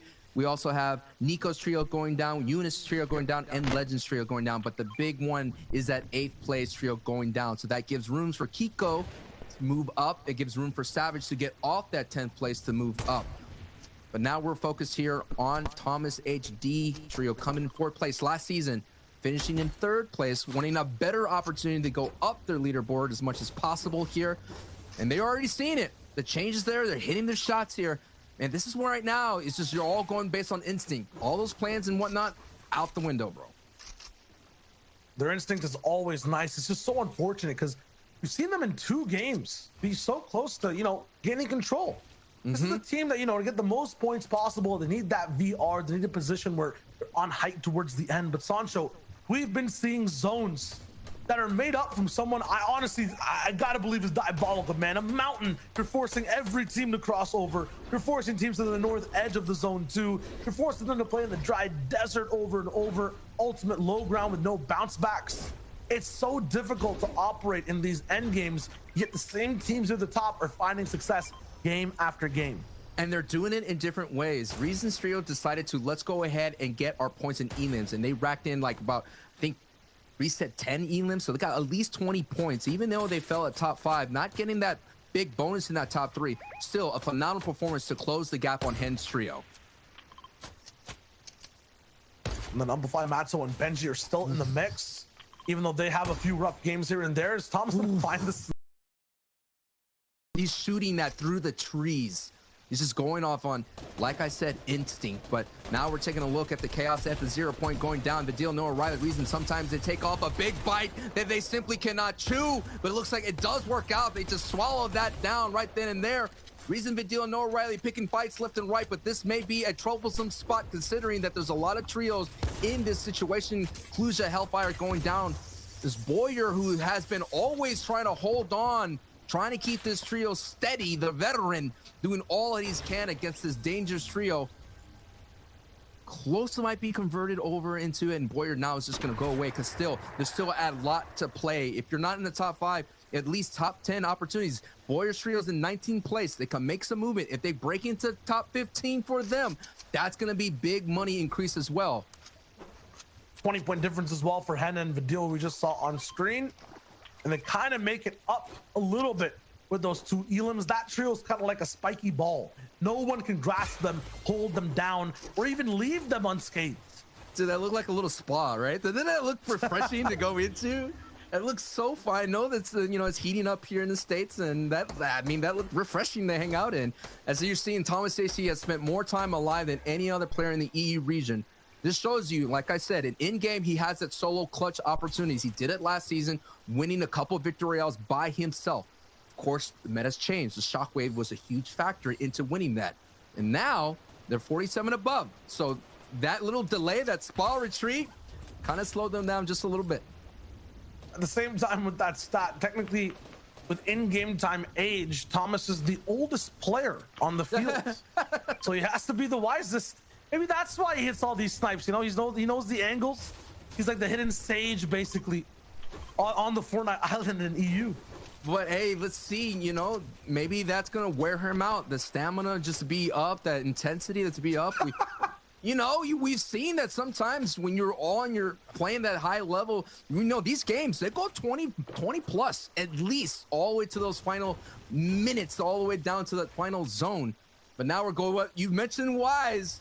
Uguay, aka Chapex, is here, all Wise being an essential member of that trio, looking pretty good as they're making a rotation. Now we're going to another situation of another trio in the top 5, sitting in 3rd place. Matzo, Benji, Amplify have not had a signature game yet in this day, but still in the top 5. This is going to be a huge box fight because if they go down, I think they're going to have, and the Elixir trio, no doubt, be able to leapfrog them. I'm scared to watch this. Close your eyes. My heart one too many times. I want to. It's just there's one time maybe I don't want to watch Benji on my stream because it's too scary. Every game these guys are rotating, they get troublesome or just in some form of situation where they can't control it. They get shot down, and then Benji goes down or Matzo goes down. They're so cool to watch in these end games. They're just not making it there every time today. And the reason why they're here, this is the rotation. This is their Storm Surge plan coming into Hunter's Haven. And of course, Kenzel coming from Coral Castle. This is where they end up at the edge of zone. So that's why they're colliding. Kenzel's needing these Storm Surge tags to get into that fight. Kenzel's also had such a rough time with zones in general and plays in general. Game 1 pushed down by Reason, the most recent game. They land at Coral Castle, that's the top left, and they have to run all the way over to the mountain on the bottom right. A running simulator basically for that team. And right now, Anas, Thomas, and Flick, you were talking about 43 above. This is 32 below, right? Not only just in Storm Surge damage, but in body temperature. These guys are kind of ice cold for the moment, not active, not finding any shots, not really living in the heat. Unfortunate, but a team beside them they can push. And that team is Analex's trio, and Analex's trio is rotating early. They want no business of Anas's trio on the backside. If they could turn around and maybe get a crucial hit, Thomas's trio will go down, but we all know Thomas AC has been able to survive and help his team with a clutch sniper shot to get that viable Storm Surge tag. Let's go back into this engagement here of Amplify, Matzo, Benji going up against Kenzel's trio. DreamHack champions going against Matzo, Benji, and Amplify. 3 players, 4 letters, 1 word. That's ruin. No shields on Benji or Matzo. My man's got a blue pistol in the inventory in an open slot. Amplify down bad right now, but they can bring it back. This is the result of this entire fight. The mats are low too. You have to invest metal this early into the game. I know we kind of tuned in later, but that's not usually what this trio wants to do. It's always a speed bump for their highway kind of type game. They want to just glide all the way over towards the end game untouched, unscathed. And I mentioned, they weren't making any end games before. I was talking as a full trio. They're obviously very consistent today. That's why they're still in the top 5, but they really perform when all 3 are alive in those final zones. And it looks like Kinzel's not going to be part of that fight.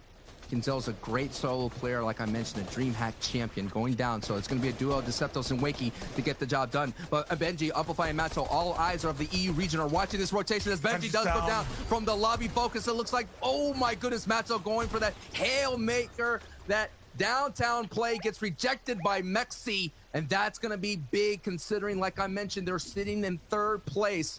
And the Storm Surge plan did not work out for them. They went up. They had a box fight with Kinzel, exhausted their materials. They had to rotate late going further and went right into the arms of Verox's trio. There's 3 different snipers active for this team as well. The Guild Gamma combination. Or it might not just be GG's in total for these guys. It might be a bad game overall because they're not finding their surge tags, not landing the snipes currently. It's troublesome. The zone as well. My favorite one in particular, Misty Meadows, islands, rivers, mountains. You have to pick where to go, and if you make the wrong choice, it's going to be one of the hardest rotations. We're now going towards the islands. Now kind of 3 different 50-50s playing. Will it kind of go towards the peninsula? Will it be kind of isolated on an island as well? The next zone is what I'm talking about. Or will it rebound all the way back towards a different side where a team had control? Will it go towards Misty Meadows, where Vidil, No O'Reilly, and Reason are? Juriki right beside them. They got in a fight previously in the last game. A possible temptation for revenge on the other trio, but how do you know if it's Reason, Vidil, and No O'Reilly on your box, on your walls? Maybe it's because they turn around and fight you. They're actually going to skip straight over and go for position. Now we're seeing the leaderboard. Look at that. It's 20 points still separating Vidil and Janice's trio right now. Vidil playing right into that game plan that they have here, pushing a box fight. They already got a box fight against this trio today. I saw in the feed Deceptos and Wakey are still alive. They're still alive, getting a couple elims in the feed. So that run is still going. And look at that, man. The reputation, they just get out of dodge. Really jumping back. And I'd like to just take this time to give you a breakdown of exactly where we are in this tournament. Right now, maybe we've been using crayons or mechanical pencils, things that are erasable, you know, in terms of performance game to game over the 2 days.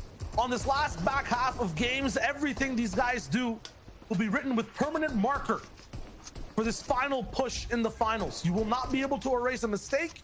You can stamp down your spot in the top 5 off of this game inside this tournament. So we'll see if it's possible. Anas, Thomas, and Flick are riding off the page right now, though. 155 damage below.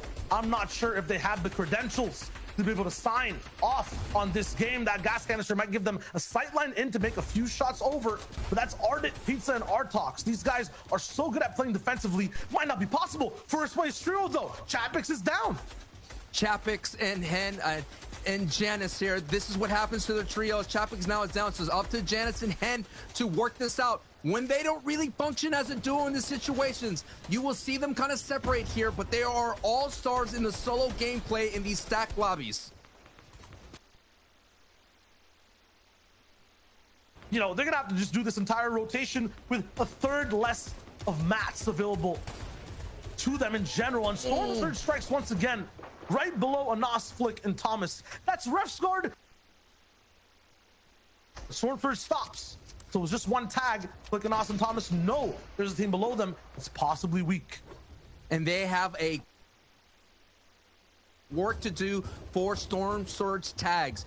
Yes, because they survive. It's just showing this lobby is being really aggressive this match. They still have to get their tags in. With a great rotation here, deciding to go on foot. Everybody, Knifer kind of invested in height here. Did not work out, so now they're moving. Now that Knifer got a taste of height, they've been putting all their kind of marbles in. Marbles are on the floor. The plan has been thrown out the window. So even Knifer makes the move all the way back into the top 15 to give you a scope as to how these rotations are going as well, why this is important. 5th place, 6th place, 3rd place down. No Verox, no Miro, no Matzo. Flick, Anas, Thomas, HD have a chance to just break into the top 3 here. It's all there now in this game for them. Past that, Inlex, Snazy, and X-Squeeze, these guys have a chance to break into top 5, currently in 7th place, and no teams aside from this one standing in their way. That's the Guild Gamma trio. So many people now not even risking for a high spot. in these waters. They're keeping it low to the ground. They're trying to just ride these waves, but there's a rocket in the way, a torpedo of sorts stopping the boat rotation. Hen will be right beside Janice, but at the same time taking beams from up top. That's Vidil knocking on their roof. Do they have the foundation? Can they survive? They're teetering, tottering. Janice is down. Hen will be the last alive here. It's almost over for him too. The first place team might be stopped in their tracks. Hen now has to survive as much as possible to hold on. No! DKS picks up Hen. That first place team got lobby focused. They saw the wood builds go out, and everybody knows that's a huge target here. Now that's going to be a big opportunity for Verdeel to catch up, but a bigger opportunity for a Gnosis trio to get up closer here. But look at the rotation they have to make. It's another max pool rotation. Zone 6 is going up north towards the mountains, and look who is at high for that brief moment on the left of your screen, folks. It is Stompy's trio, and they're up high with an RPG. They're going to go ahead and most likely, looks like Pink is actually going to connect and tarp over. That's going to be big, and a lot of mats are going to be expended to anyone deciding to make this rotation on the water. Complete water rotation. The zone doesn't bounce back. Low ground will run out of gas. Snipers there all the way down below. Looking at Flick though and Noah Riley are two big trios to watch this game. Pink, was he sniped off of height? Was that a big shot or not? Yes, he did take some damage, but he's not down completely. Or maybe, yes, he did get knocked by Thomas HD. Wow. He hit one of the best shots I've ever seen on the height. And Flick is moving up towards it. Anas is also trying to take it over. Eats the rocket, RPG. but defends it perfectly. Anas is close to taking it. Flick is still pushing for it more and more, running out of mats. Oh my goodness, and now we have a top team at height, the second place team going to this match. It is Vidil's trio who is sitting out there. Trulix's trio went down, and that's a huge opportunity for Vidil, Reason, Nor Riley, and they could get another victory out in this day here. But let's focus on Flick on the bottom right, who is fighting now with Thomas HG, trying to make all the promise in the world to get up their leaderboard here as much as possible. Storm Surge is active, but it will be turned off shortly as only 2 people have to go down. Let's see if Reason, Vidil, and Noah Riley, they could catch up, because first place did go down on earlier rotations. It's all about changing hands of power now. O'Reilly for now. They don't have anything big to actually break that box. All the way up top. No one ahead of them right now. Hen, Janice, and Chapix once again have been eliminated here right now. Flick is down. So the fourth place team gets stopped in their tracks too. How far can Noah Riley really take this with Vidil and Reason? A harpoon to keep their refreshes all the way up top. The mats are going to be looking good. The ammo looking good too. And the low ground might be pulling up some elevation, which is huge for this team. Big shots on the Patty. He's about to go down. Just one Elam on Noah Riley right now, 2 on Vidil. They need to get more. They need side coming into this match when the 7th place finish. If they could go ahead and move up the leaderboard as much as possible, this will be a huge opportunity to get to that top 5.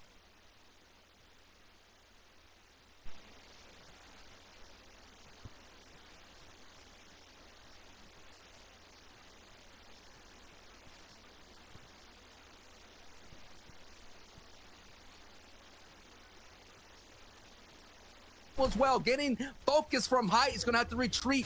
Look at the feed light up with all the people from the backside of the storm, but that just gives Noah Riley, but Dylan Reason all the opportunities to walk away with the victory royale here in this match.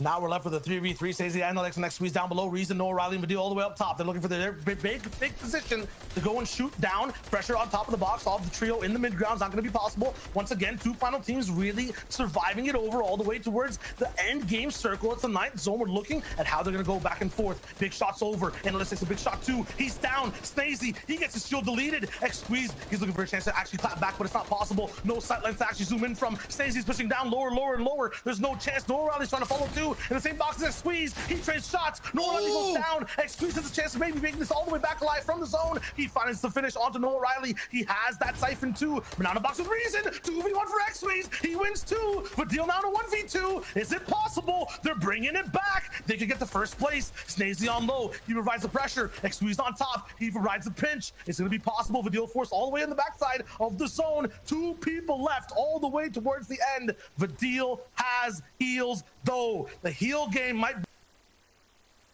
but there's 20 seconds still left in the zone. Snazy's there, still surviving. Not sure where Xsqueeze is. It's a huge divide from high to low. They're trying to focus and stop Vidil. They're going for it. Vidil with a big shot. Xsqueeze is going to be taken out by Vidil. Can he get the siphon? He can. Almost 1 second. No. And Vidil can't win it out. Snazy is there with a crazy 2v3. These guys win the game.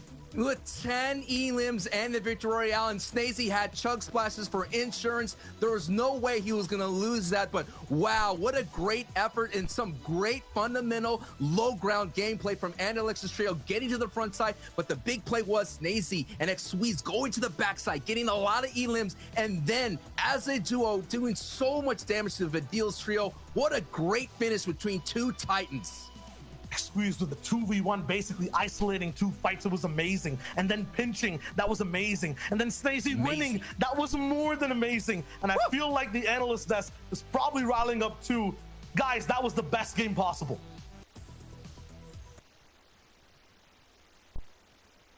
Guys, this was second place versus 7, okay?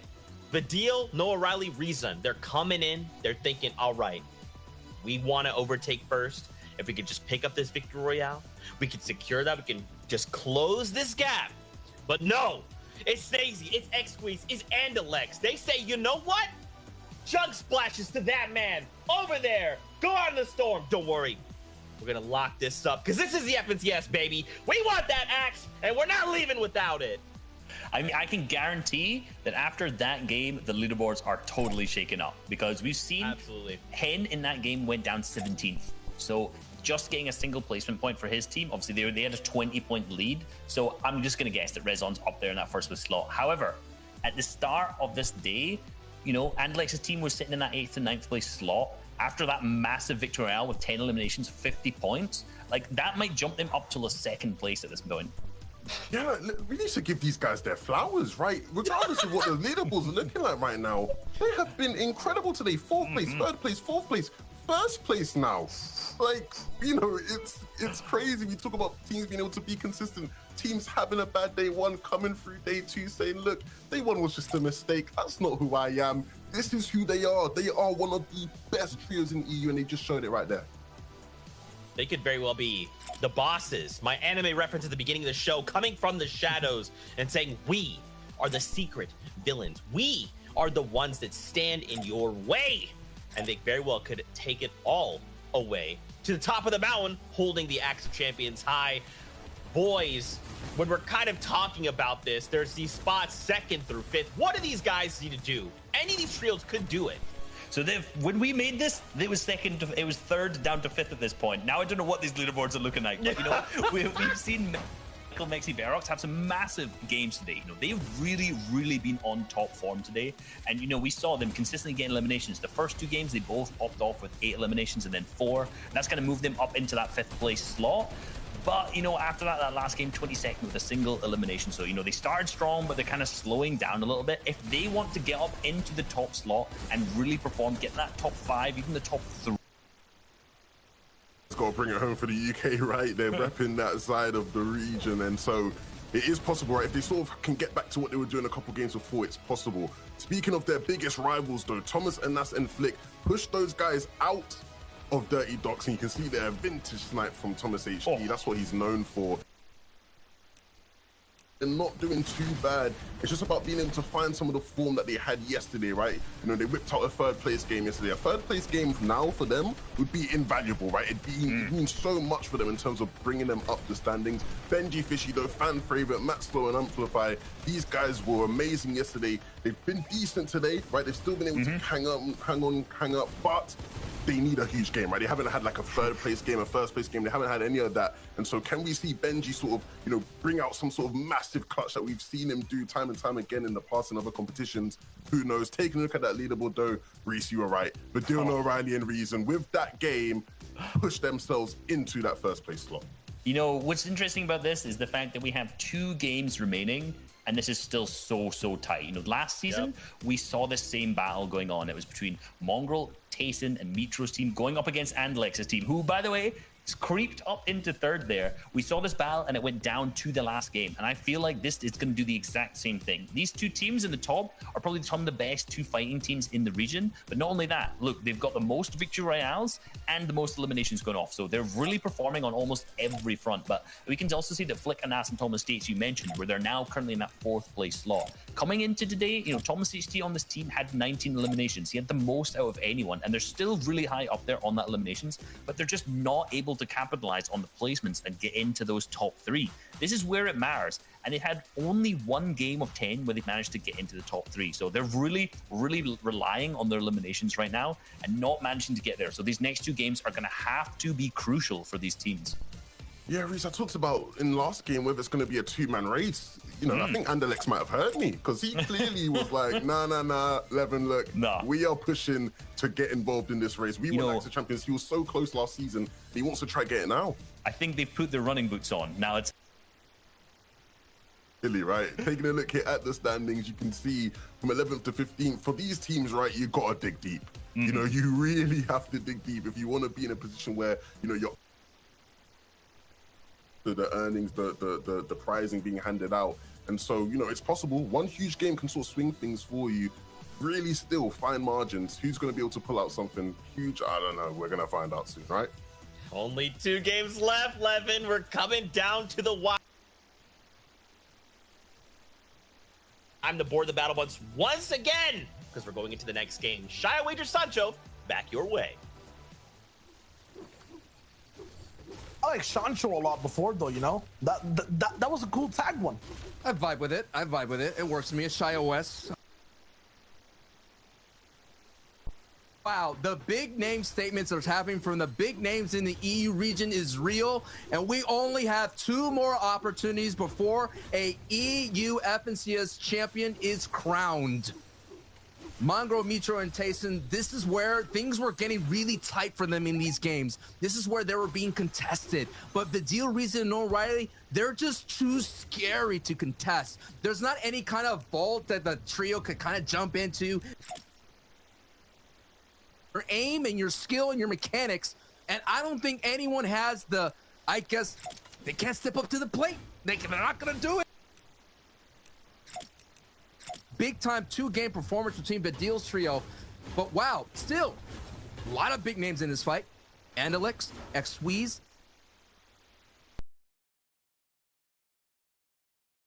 play on the low ground, got them in, and still have an opportunity to have a 3-trio race at the end. But still, Shio, don't count out Benji, Amplify, and Matzo. If they could get a pop-off game,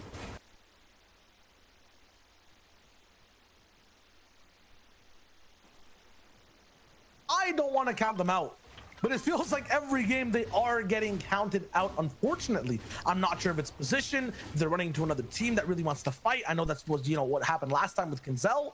It's just unfortunate for them overall from the journey from early to mid, and very specifically from mid game to end game. They need to perfect that. They've fallen from Grace 2nd all the way to 5th place right now. 100% though, I believe they can clap back. Speaking of clap, and this is exactly what Reason, Noah O'Reilly, and Vadil have been doing today over and over again, pushing a different team and getting a full squad wipe.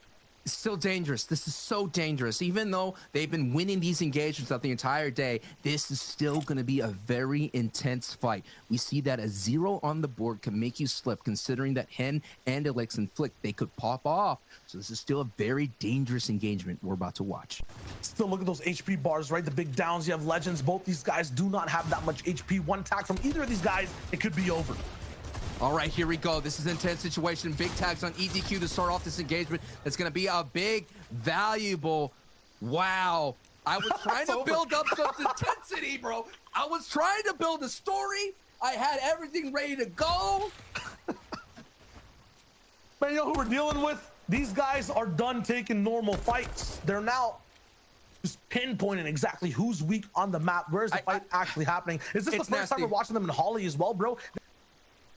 Nico came in from the backside and took out Vidil's trio. So that's what happened here. But like I said, they've been scary throughout the entire time, and the reputation precedes them. And now they're going to single out Legends here. And I've been in this situation before in a high-stakes tournament. When someone sees you by yourself, you are gone. You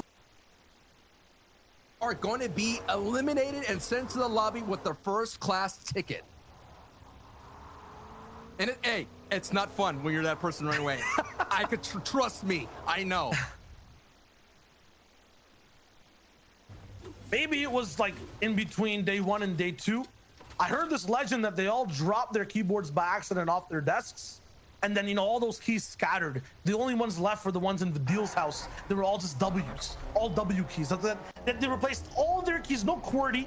It's just W, W, W, W. That's not even just, you know, in the way they play. It's the way they're taking names, the way they're now just in first place overall with a sizable. I mean, it's nuts. It's literally W, whatever bind they have.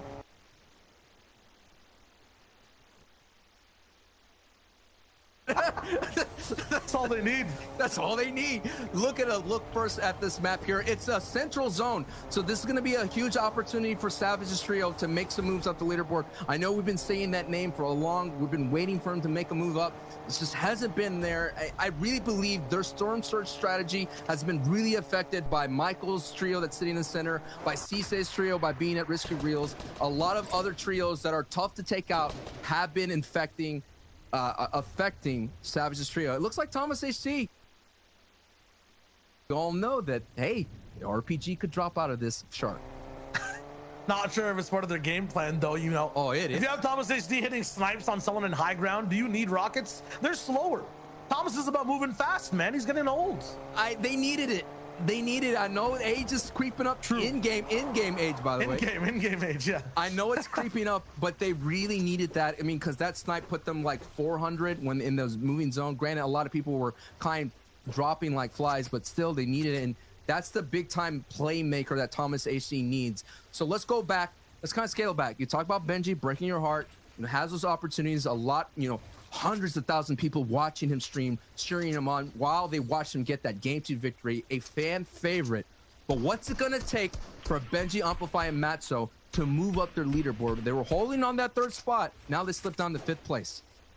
They need a zone. They just need to have like a triple zone situation. You know what I mean? Like just get 3 zones right on them and they can easily control a game to get all the way towards the very top. They've only ever gone down on rotation. It's always on rotation, very close as well, like walking across the street. But then there's a big bus that just comes right by and takes them out of the game 24/7. It's literally a game of meters for these guys every single time. It's just so tragic to watch. Every rotation, you think max pool, short pool, dead center. When it comes to this high stakes tournament, when it comes to these set lobbies, it's not going to be easy. And now look at the power that Vidil, Reason, and Noah Riley have. Look, they push fights. They don't care. If they can have a pistol, they'll push a fight. That's where they're at right now. But now you're giving them those power weapons, and now they're going to go all in that gold because he's literally upgraded all the way to purple tech, now a blue lever shotgun. So now look at that. Luxury, whip lashes. Energy efficiency car, no doubt. I think that they have as well. They have all those things. Well, scratch that. These cars run on gas, but the energy is high for Vidil's trio. They're on high octane rotations and movement. But here is what I'm talking about. Benji's trio, they did this last game. This is their plan for tags, and Kenzel's trio showed up here and slowed them down on their next rotation. Right now, basically, we're living in the house of the top 5, and what everyone's trying to do is close and lock the doors for their position. The people with the door that is almost basically fully closed is Vidil, Noah Riley, and Reason. We've seen that a couple of times. There they are, 247 points coming into this game. Already have 2 elims. Now they're bumped up all the way past the 250 threshold. Let me tell you what's at stake here. First place, $300,000. Second place, $210,000. Third place, $135,000. Fourth, $120,000. Fifth place, $105,000. And if you drop out of that fifth place, that's $15,000 that you lose. Other than that, down below, 6 to 7, another $15,000. So every placement going down from 5th to 10th, you are losing $15,000. That's $5,000 a piece. So every team all across the board is still fighting for more. But I still want to keep talking about doors, man. Like, when it comes to that first place team, right? They're so close to closing it. If Vidil, Reason, and Noah Riley right now end up winning this game, get like 30, 40, or 50 points, I think that's just locked in. Okay. That's a full nice finish. Because, like, There's no one's going to be able to fully catch up to them game after game. They'll have to have another phenomenal performance. And we see these guys alive in every single game. They're here right now in this game to lock that door. Last season, we were talking about Andalex's trio run. They had that opportunity. The door was open from them for so many games because Mongo Mitro Tayson could not close it. And it was just a mere matter of points that Mongo Mitro Tayson were able to win. So this door here is wide open considering that it's this close with 2 games, and these teams are looking healthy, Shio. There's no one really pushing them. There's no one really trying to stop them from doing what they're doing. So that's what you mean, man. Literally so many trios have that opportunity to pop off here. We all know they have it. We all have seen it. We've seen the qualifiers, the heats, and now they have to do it when it matters the most with only 2 games left. You know what the weakness to most doors are, though? The door-to-door sales. They'll come knocking. They'll put their...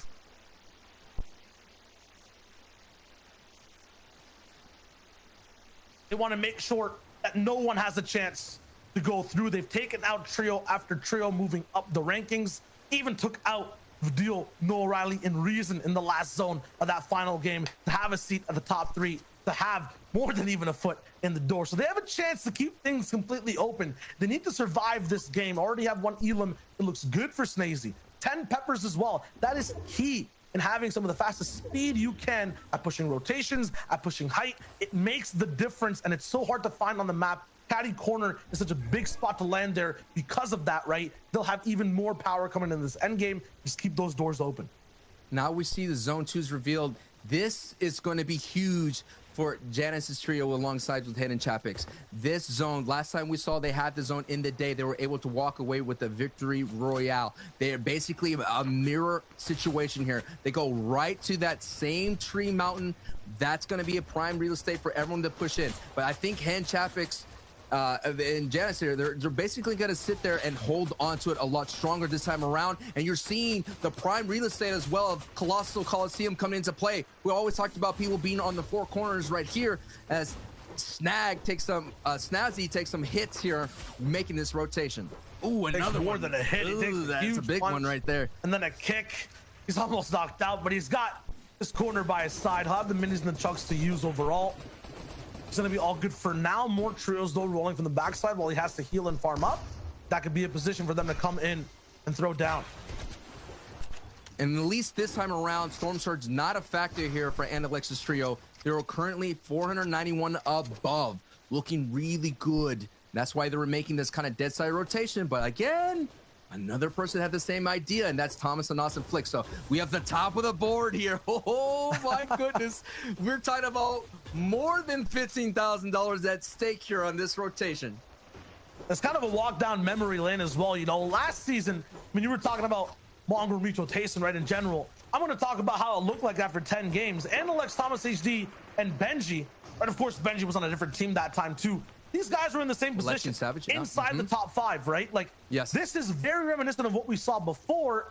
But remember, before we had power POIs, that doesn't exist as much anymore. It's more about the flavor of power you just want inside your team. For Thomas and Austin Flick, it's about rotations, snipes, storm surge damage. For Snazy, Analyx, and Squeeze, it's about those peppers, that fast end game you can play, and really pushing every possible pocket of a box of some space and having it for your.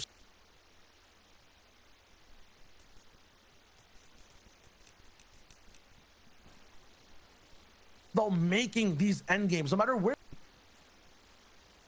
they perform so well, the issue is they haven't survived so far to get to that point. And you know, the biggest new flavor in town now, I'm not sure what type of special name you need to give to them. It might just be, you know, the full aggro. Maybe that's the flavor's name. Reason, Noah Riley, and Vidil, they come in not caring about what your preference is, what you want to eat. They will just shut you down. Box after box, push after push. They're just walking in the open right now. And awesome rotation, but uninterrupted. That's right. I mean, we saw this last time with, I believe it was Hen's trio, or they were kind of just free walking away. Actually, it was Thomas HG's trio. We saw them in one of the finals in the heats, actually, when they were really popping off. They were literally walking out in the open. There would be a team fully boxed up, watching them rotate and not engaging in them. That's how scary they were. Thomas HG in that heat where they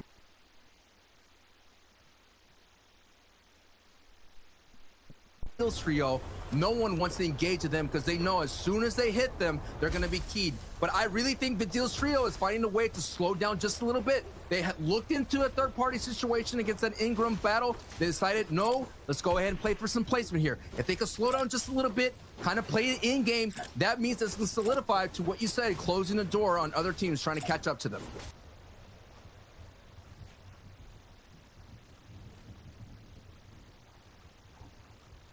Now everything's kind of setting in the sand. First time I'm watching these top trios not boxed up on top of each other, separate bases. Especially as a part of, you know, being in the Coliseum, you would assume some of these teams would have a spot all the way near that side, but not going to be there this time.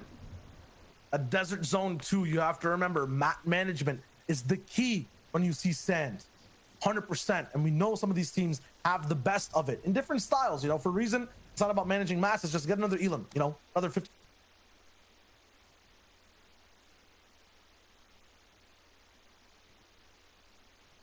Things. I got scared. I got scared, like, dude. My man's taking pistol shots and not moving. Vidil, you're crazy. He's going in, he's making sure the small bullets, big tag right there, Whites.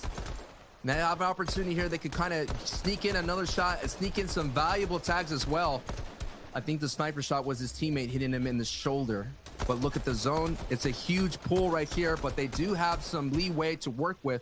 That river is not going towards the direction they need to rotate to, but there's still a very dangerous rotation. But looks like Mr. J's trio, who have been having a very consistent day in day one, not finding the same footing here in day two. It's always different on either day. The stakes are higher too. In day one, we saw every single game was still stacked. You know, 30 trios. Storm Surge hit, you know, we stayed at 70 all the way till half and half. Now that the competition's ending, people are getting desperate. They're going for their plan E's, their plan F's instead of B's and C's. They're sticking to outside their guns, outside their box, and really pushing for things to keep them in the competition. A little fatigue is definitely setting in, and I was listening to the NA West. I was watching some, you know, watch parties. Shout out to all the watch parties out there. I was watching them, and I was hearing comms that sometimes they're like, yo, I never landed here before. I never rotated here before. I have no clue what I'm doing. That's what ends up happening here when you've exhausted every kind of plan or any kind of scrim idea, practice scrim that you've done before, and now you're just up against it, back against the wall. Some people's walls are completely gone. Anas, Thomas, and Flick want to rebuild those walls 100%. Fourth place coming in to this next game right now. Vidil, Norai, and Reason trying to make sure they stay in the lead. And Janice and Chapix, they want to be here too. Right now, our top 10 teams are all alive for this game. And for Thomas, Anas, and Flick, they're way ahead of Surge. The thing that's held them back so far, they've cut the tape off and now are inside the crime scene wanting to do more. And keep an eye on 6 through 10. We're talking about Verox's trio, Miro's trio, Slender's trio, and Cammy's trio, and DKS's trio. $15,000 if they fall. I know there's still one more game left, but it's going to be huge if one of them does go down. And Vidil actually gets knocked by Verox. Wow, so that is literally fifth, trying to climb all the way back in, trying to get higher up in the rankings. Might just be a snipe, though, because you know how far these guys are. No. But I don't see Verox anywhere, so might have been an overpeak. I have a deal.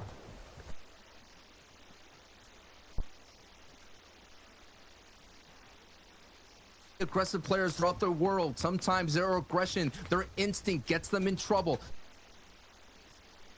that they're not supposed to do, and they get hit in the face really hard and knocks them down. So that's what happened to Vidil, one of the best box fighters in the world, one of the most aggressive fighters in the world, and now it's going to be up to Noah Riley and Reason, who are looking for redemption from last season. They have an opportunity here to kind of close that big door. Let's keep that metaphor going. This door just got a little bit heavier, and there's a lot of things in that way. That door-to-door salesman foot just got bigger.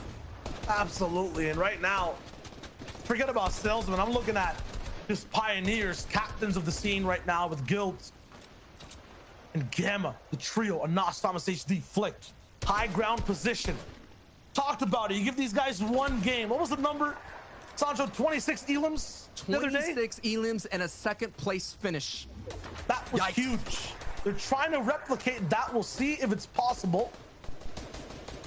663 damage above as well. They have Benji, Matzo, and Amplify to fight on the other side of high ground as well.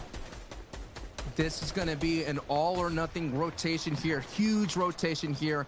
Fifth zone showing up. Strong opportunity here. 5 elims so far. And take a look here. Sitting perched up top is Matzo's trio on the other side. Looking at everything all around, more people down all the way towards the bottom. Looks like Benji has the better base all the way towards the top side. Snazy's there all the way on low, right behind Ref's guard. And at the same time, Hen is below Benji. So if anyone slips for even a second at this moment, it could spell disaster. Teak, Seti, and Cammy are also on the sight lines of Snazy. They're alive in this game. They were put on ice, Sancho, for this entire tournament run so far. Right now, they could defrost, come back, and have a say in the top 5. And that's what it comes down to. It's going to come down to performance as much as possible here on these rotations. Everyone has to stick together. And Alexis Trio had a great game in the previous one, being together, sticking to the fundamentals of FNCS Trio play. We're looking at Reason's POV. He's the last person alive, also way back in the zone. It's the 6-1 rotating. He's trying to get something done, but it's absolutely not possible. Unfortunate. Still actually just staying alive towards the very... This here, every placement point matters now that we're dished out. Absolutely, and I'm still looking forward to see exactly what we can see from Reason over here, but it's very tricky in terms of him being able to survive. We'll hop around a few POVs and see exactly what's possible in this scenario. Still looking at a majority of these teams. It's getting crazy. Reason actually elevated a few layers. The zone is starting to move. 41 different players alive. Top 17, so placements here. Reason can still find a way for his team to stay here if he survives in the #1 spot. He's getting bullied from down below. Don't slip now, my man. You got to stay alive. You got to stay up. Right above Savage and I drop 2. He's looking for a way forward. 50 damage above Surge. He's keeping the throne for himself and his team. Now he's going into a other instinct mode of just fight and survive as much as possible. Close to out of mats. Now he's down to only just a soft mat. So he's going to be a big target here. He's going to have to switch layers. He's going to have to move. He's going to have to bounce to survive as much as possible. He is still getting placement as the other trios are going down. Thomas HC, Amplify getting some big knocks in the feet. Reason, the wood build from behind was just not as strong enough to handle the beans. Just 5 placement points for him to roll with in this game. Would that be the difference to keep them in first? Hen, Chapix, and Janice have an opportunity to push forward and claim that prize. Snazy and Elixir Squeeze are still in this fight in 3rd place now. We're going to have to keep an eye on where Vidil, no rival. Reasons now has been frozen in time. That is going to be something where he's locked in. Hen's trio is still on their feet here, and solo is Thomas HD. The Benji's right there getting triple beamed here. RBG comes in and stops the triple beam. They got to go back to the defensive stance. And look at height. It is Thomas HC and Nos and Flick going against Pizza's trio. It's trying to just hold it all the way up top. Thomas has run out of shields. He's popping a few more. This is a big thought. All the way down below, he's still looking for some chances to shoot down. Flick gets forced down slightly. It's Matzo and Benji Fishy. Whoa, my goodness. Snazy went down completely. Those guys get frozen in time. 3rd place not to get any more points in this game. Ardent is also getting bullied. Flick has found an opening, and he finds a few shots. He lands them. This is going to be big for Flick, Thomas, and Anas right now. 10 elims and control of the high ground. Hen is down below with Janice here with Chapix, and they have a big fight with Tayson and Savage. That's going to be a big layer-to-layer fight engagement here. Let's go down low. Cubix gets taken down by Hen. Hen, Janice, and Chapix are fighting together. They're looking strong. They're usually down to duos, but as a trio, they're still deadly, and they take out Tayson easily. That's another big pickup. Benji's also active in the feed, but now they're taking damage. Hen, big chunk splashes to keep him alive in the zone. What a pocket play right there. But Gil Gamma is still up top. They're reading down big beams. Just one left. It's Hen. Can he make the difference? No. So close. Flick, Anas, and Thomas HC now has an opportunity to keep moving up the board, considering second place is down. Huge opportunity now. It's 11 elims and a top 3 finish, but they want more than that. Matzo gets bopped. Benji Fishy gets bopped. It's a top 2 and a victory royale, and you said the door might be closed. Anas, Thomas HC, and Flick are about to kick the door wide open. Cammy, Seti are holding on as much as possible. This trio has had a bad day all day long, but you know you could shake off an L with a big fat W. But Flick says, take this L, Seti, right to the chest. Flick and Austin Thomas HC cannot be stopped, and they pick up Teak. Oh my goodness, this trio from a blaze from up high is now putting so much pressure on Cammy, and Cammy's deep with the heels, but he's getting big time tagged in the back. But wow, what a finish from Thomas HD, Flick, and Anas, baby. 16 eliminations, I think. Man, and they kept the heat up enough to actually bring Seti all the way towards the end game too. Nice to, get those guys off of some ice. But still, that entire end game was basically just the top 5, top 10 teams battling it out. 16 elims on the final stage, and one of the last 2 games of the finals. Talk about clutch, Shio. I thought it was going to be concrete. I thought we were basically done and it'd be the same patterns over and over. But finally, these guys get one game. They get an inch. I want to see how long they actually drag this whole thing out now. We have the desk ready. We have Reese, Levin, and Zeke. We need to know exactly what happened that game. So much has unfolded off of this last game. Sancho, West, and Shywage, they made a statement earlier on in that game. They talked about this being like a book. And right now, Trio's champion. Right now, gentlemen, this is coming down to the wire. This is like Thomas, Flick, and Anas coming in. They came into this game in a second place, right behind first place team, trying to pull ahead. And with this game, they very well may have cemented themselves in that #1 spot. Going into this last game, it's possible, depending on what happens, they may have just closed out the entire competition. There was so much to break down in that last game. It feels like, oh my God, it was like an all-star match almost. Going into the end game, all the big names that we've been talking about through this entire day were still up. They were still relevant in the entire game. And that last 3 players, last 3 teams alive, was almost like basically the top from day one, right? We saw so many teams. You saw Flick, Anas, and Thomas HD, which have moved themselves up to 3rd after that. That is incredibly close as well. Now being 4 points behind Vidil, Norali, and Rezon, but Hen, Janice, and Chapix managed to pick up 28 points in that last game with 7 eliminations, still in the 1st place slot. We're going into the final game of the FNCS with, what, an 11-point gap between 1st, 2nd, and 3rd? Yep. It doesn't get much better than this. Like, we're about to see one of these teams, have to ultimately win the game to be the champions. Like, this is about to get just all sorts of crazy. My brain's turning to mush. I literally just don't even know. Like, this is just way beyond the realms of possibility for me. Yeah. Looking at who's here from 6th to 10th, though, right? We still have some of these teams who, they are lagging a bit behind in points, but, if somebody was to replicate what we just saw from Thomas and Anas and Flick, right? They just had like a 62-point game, like a 62-point game for Cammy's team right now. That would put them, in sort of 250-point range. It'd put them well in the way of being able to, up their earnings in that sense. So really, we're looking like, the final game's about to be mad, Reese. The final game is about to be so intense. Like I said, 11 points between the top 3. Everyone has to be focusing on these 3 teams right now. If you're looking outside of these 3 teams, yes, there's more prize money for every time you move up those slots. But let's be real, the Axe of Champions is currently presiding. Looks like it's going to Hen, Janice, and Chapix if it was just frozen right here. However, it could go either way. And, these guys have been popping off all day and all day yesterday too. Definitely.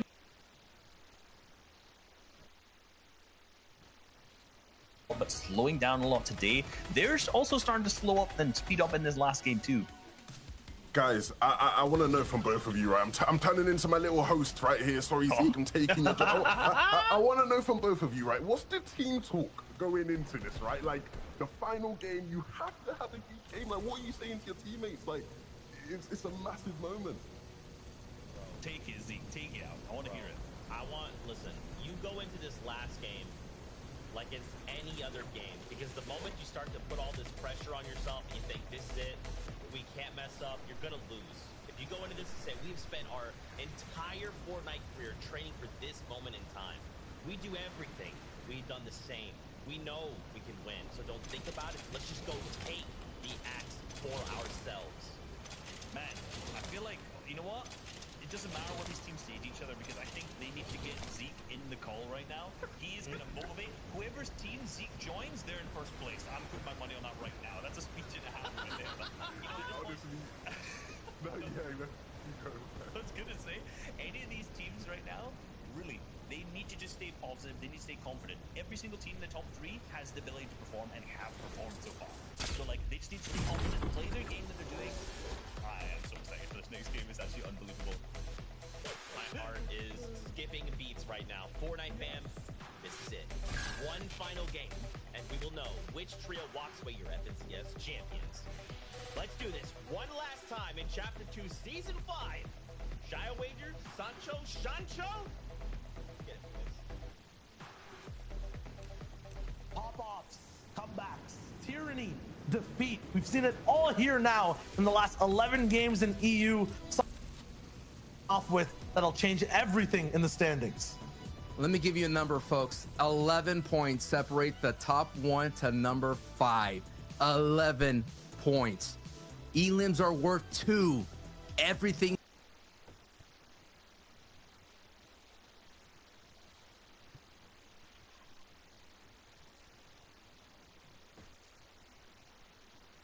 Matters and everything is on the line.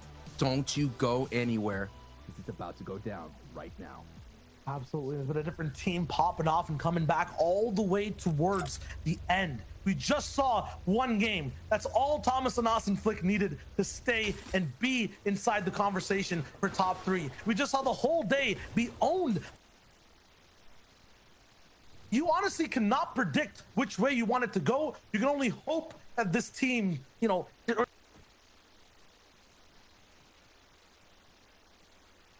game of our lives.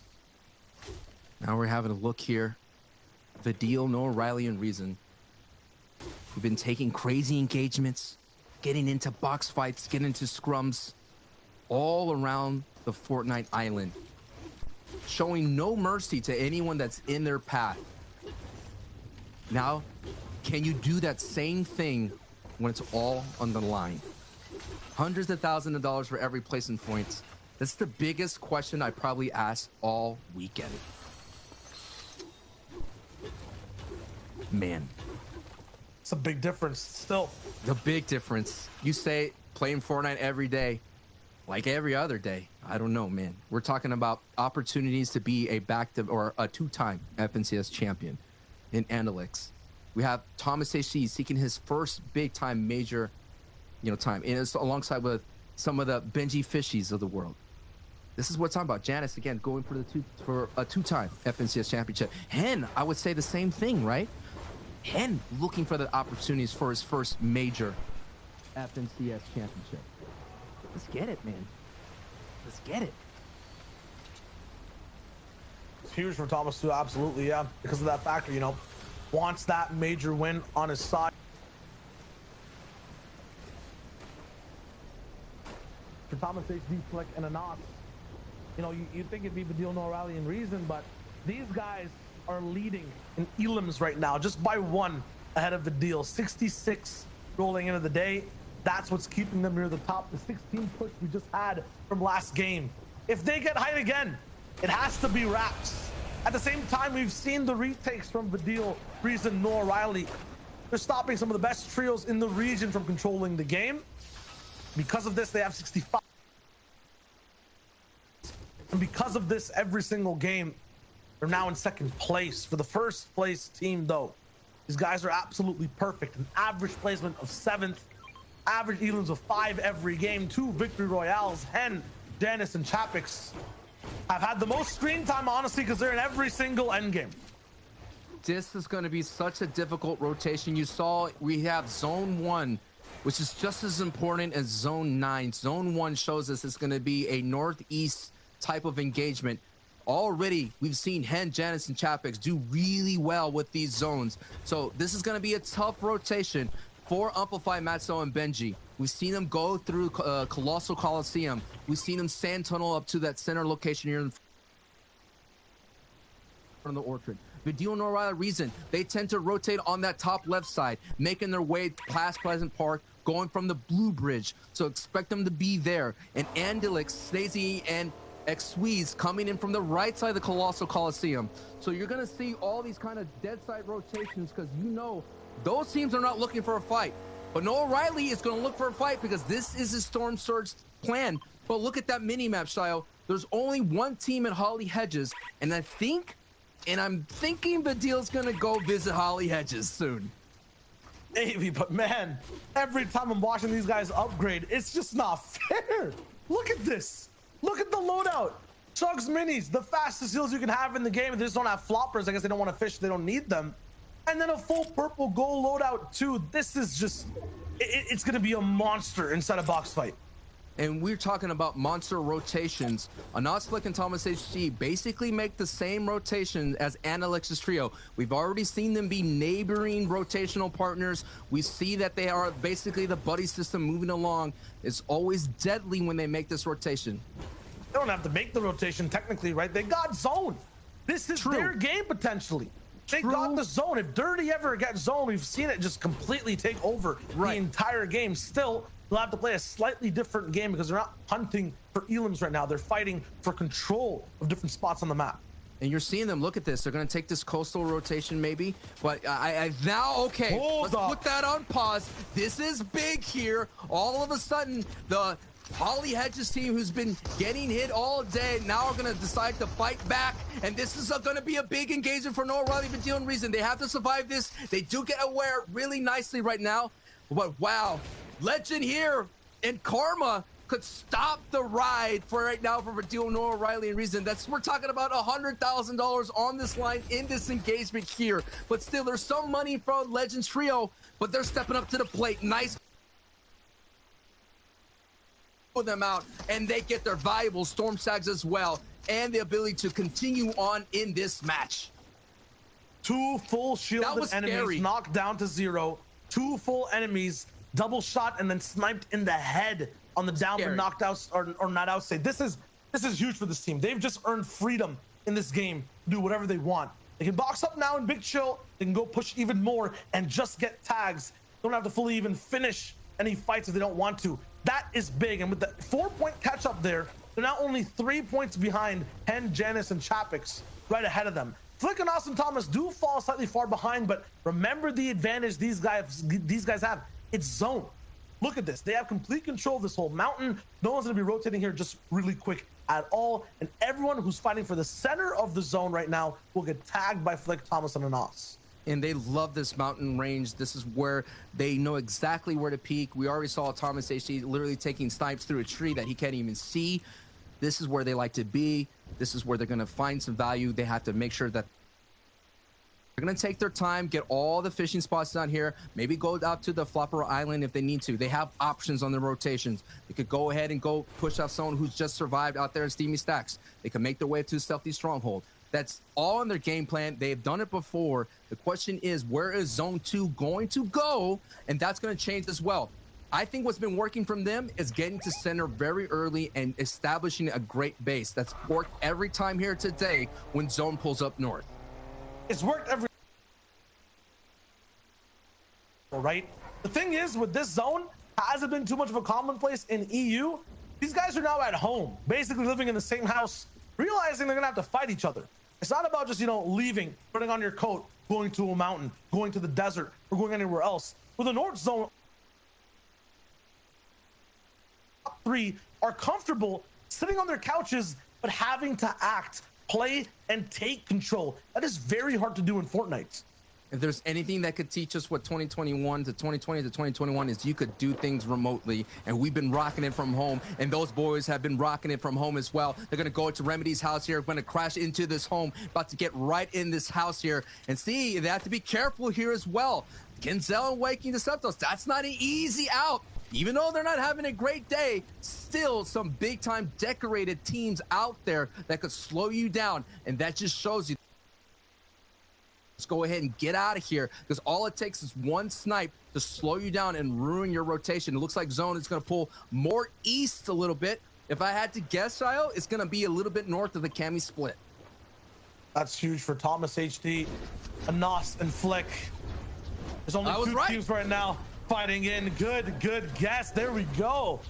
And they'll be on a mountain just outside Dirty. Now they'll have to just rush in. There's no one taking control of anything right now. They can get in first, take tags at anyone moving in, but at the same time, from where they are, take good tags as well. We're looking at Hen, Janice, and Chapix, who just talked about it, Sancho. They chose to disengage for their arsenal, their weaponry. It's all about shields. It's all about just big boxes, armor. They want to make sure wherever they're walking, they're not getting hits like Flick just did. It's just a long-range sniper.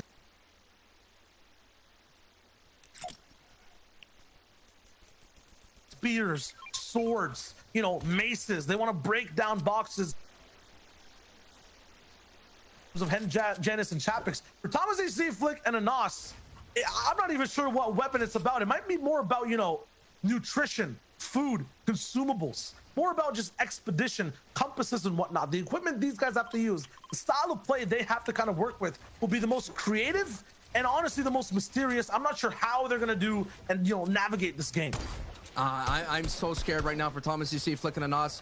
Most likely they stayed up here because they're still looking for tags, but because they stayed up here so long, that allowed Analex's trio to move up. And don't forget, Kiko out there in retail row can make this rotation as well. Coming in 8th place, still opportunities for Kiko to get into that top 5, so don't count them out as well. Some valuable Storm Surge tags here, but you know they wish they would have had a box fight or some kind of drop contention so they could move already and dead side rotate north towards Steamy Stacks, and this is not where you want to be versus Thomas HC, Flick, and Anas.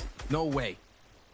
I'll have an eye on, you know, everyone moving in. I think one of the most benefiting things from moving late is you get to move past people's bases, get a better spot, understand how people are rotating and moving. And Lex has moved past and over as well. And I realize now for these guys, if we're keeping that medieval theme, it's more so a guillotine they set up. Always a slow setup to see where they go. But once they have that rope all the way, you know, set up towards the top, they're ready to go and chop. It's big for them. They get height. It takes a long time, you know, like a trebuchet, like a big cannon to load.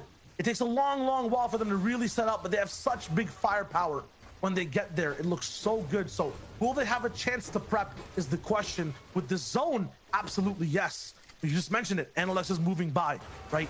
Hen has zone as well. Badil and O'Reilly are still on the hunt. There's all these variables they can't control that might interrupt them on their... Feels like I'm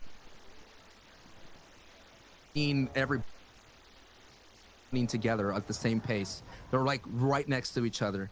Again, 11 points separating so many of the big names. They're all right now, as you see, Janice, Hen, and Chapix picking on Eyedrop, Savage, and Tayson, who are making such a crazy rotation.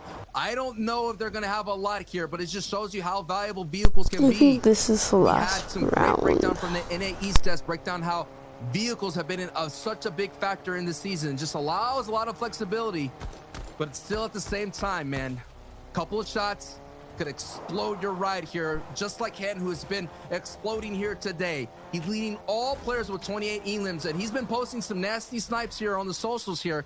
But this engagement is going to be big, considering that is the reboot trio place in this fight. Hey, they were there in the in-game. They're in 14th place right now. Still have an opportunity to make some big-time money for them here today. Hen versus No Riley and Vidil right now. They're taking shots. Talking about cars, this one might lose a tire here real quick. 1,000 damage up for these guys. No Riley's out. Taking a look at the feed, Benji and Matzo are in this fight as well against Pink's trio. Looks like Benji may survive that fight. The top 5 is now in engagement now. We have the Deals trio going up against the duo of Noah Riley, who's out already. It's gonna be up to Vidil here. The duo here. This is gonna be a big box fight, Shio. Big box fight right now. $100,000 box fight happening right in front of our eyes here. Reason trying to do his best to survive this pressure. Coming in from Hen, Janice, and Chapix here. The way Vidil hit out, doing it all its best in the metals, holding on. This is a big defensive play from this duo here, and Reason gets sniped in the back. Reason gets hit, and that's gonna be a big time flaw right now. And Vidil's gonna have to do all that he can to hold on. This is second place in shambles, now being pressured by first place here. Vidil doing all that he can to hold on, going through all of his hard mats, retreating back to old builds, trying to find a moment to breathe here. $100,000. Big chug splash, giving him a moment here. He's gonna need that purple tag to do some big damage here to stop the pressure, but it may be just a little bit too much here for this great decorated player from the EU region. They're not gonna let him go, Shio. There's no way. They know who's in front of them. They understand that this is gonna be a big opportunity to slow down somebody that's gonna try to catch them. Janice, Hen, Chapix, get the second place team out of this match. Gone. Lobbied. Adios. It's now a head-to-head matchup between first and third. And they have a big boost with some Elim points now all the way towards the top. They're on their own special little island. Everyone else is about 30 points, 40 points away. So we'll see how they match up. Still have to move to zone.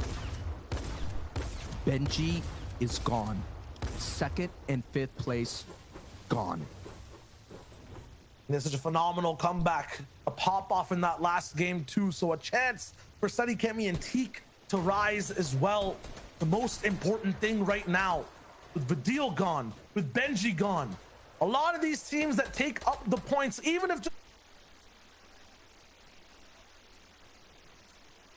for Janice to work with. This is a lot of space for Thomas to control. Towards Flick? No, he doesn't get the Elam credit. Every point matters right now. Squishy in zone, they have a perfect kind of spot on looking towards him, but Flick's not looking there. He has to walk by and he gets beat from the backside. On his walls, it's all good though for him. He's chilling. He knows that Wishy's still in zone. He can get that shot looking over. RPG trio has had a reverse explosion the entire day, and they found one tag and cracked the shields of pain.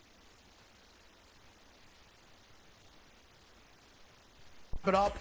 Bush is also trying to get straight into the zone here too. Having trouble. Mexi and Michael with Verox on the walls. Flicking off Thomas HD. They are in the dirt right now. And it was no doubt Pink's trio that kind of tripped up Amplify, Matzo, and Benji. Pink being the last remaining battle. Only looking at the feed, Cammy and Teak getting knocked here. That's gonna be big. That's sixth place going down. That gives a huge opportunity for Michael's trio to move up the board, for Kiko to move up the board, and Miro, who are still in this fight, as Cammy, Teak, and Seti have been knocked out of this round. Gone. But back on ice, they had such a good first day. Now, in the second round, in the second day, actually, just only had one game with it, though they bounced all the way back. Maxi, Michael, Verox for their chance to just climb up the rankings twice here. And Lex, Nazy, and Squeeze are free too to climb towards the top. If they end up winning this game, they could potentially steal the title too, but a win is what they'll need. And against these top two teams, that is not possible. Still, some phenomenal runs from the best of the best in the EU region. Tip of the hat to Vidil, Noah, Riley, and Reason. Tip of the hat to Amplify, Matzo, and Benji. Great, phenomenal game. Kemi and Teague build on those experience that you had in day one. And no.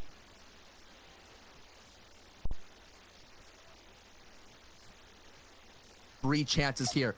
Hen, Janice, Chapix, Flick, Thomas, Anas, Andelix, Snazy, Xweeze in this fight. Opportunity to walk away with the lion's share of over $1 million up for grabs. Going to 5. The recipe, the ingredients, they're there for Flickados Thomas HD. 177 damage above Surge. They're locked down on it. Now all they need is a good zone for endgame, some nice position, and high ground. It'll be wraps. Michael has to do all that he can to survive. Michael is the last remaining member of that team here, sitting in 7th place, doing what he can. A bouncer to get as much money out the pot as much as survive as Andelix closes out that story with his beans.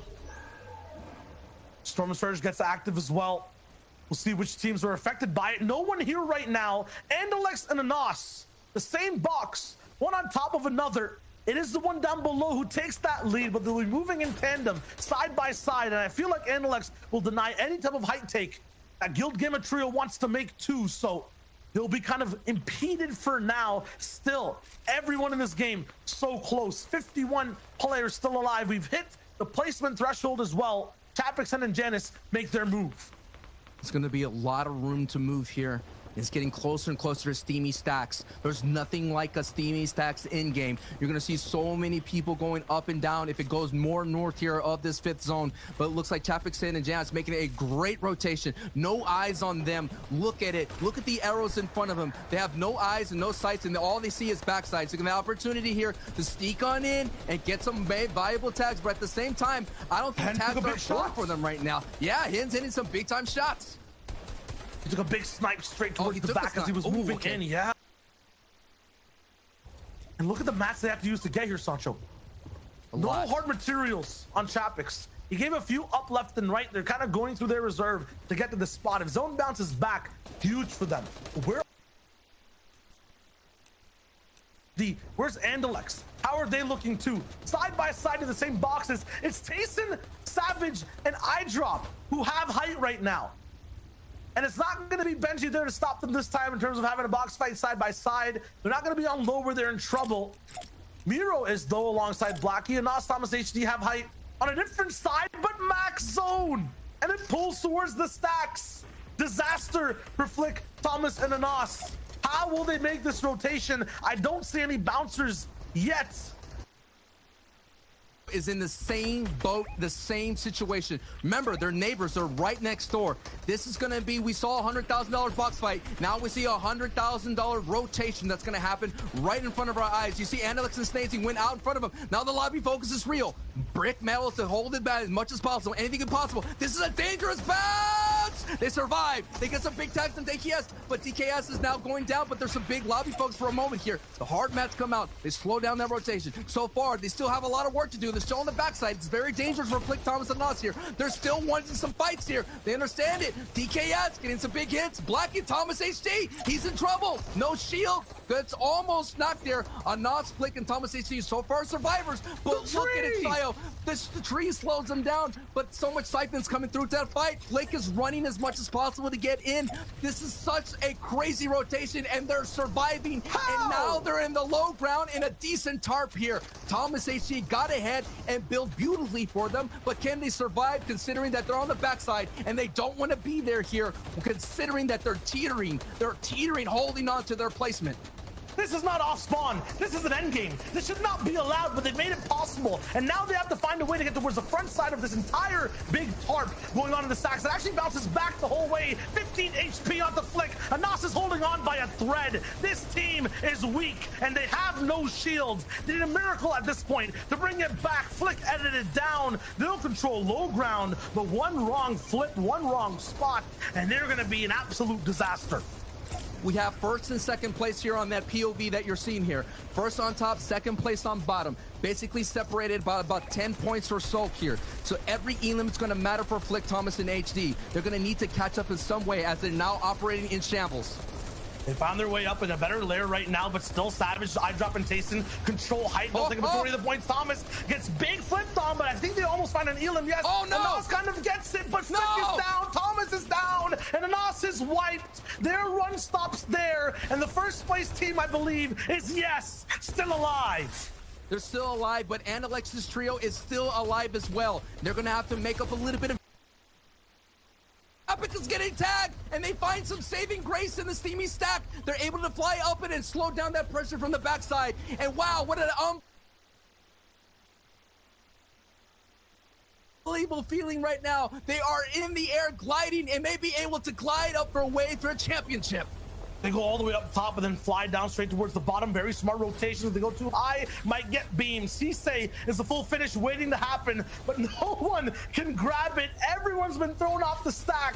They're now down and towards the middle of the actual steam and bounce back. The builds won't land. Savage goes down. Was that fall damage? I'm not sure, but Chapix is there to actually touch foot. He finds a way to get a little bit of reality inside this entire field of gravity. And there's no way for him to even land these shots. It's so difficult, so hard, so many eliminations here too for this trio. They're looking to take the European Championship straight home.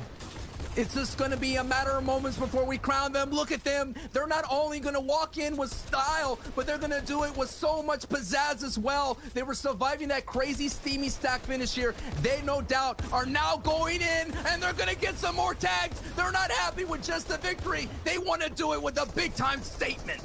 And with that elimination, it'll be a 2v2 all the way towards the very end. Seen it multiple times today, but this is for the lock-in. Big retake by Hen, unstoppable. And now dropping down onto iDrop with a big shot. 1, 2, 3 to the head. He's insane. Hen and Janice, alongside Chapix, have done it. The champions of Europe. Oh my goodness, they did it.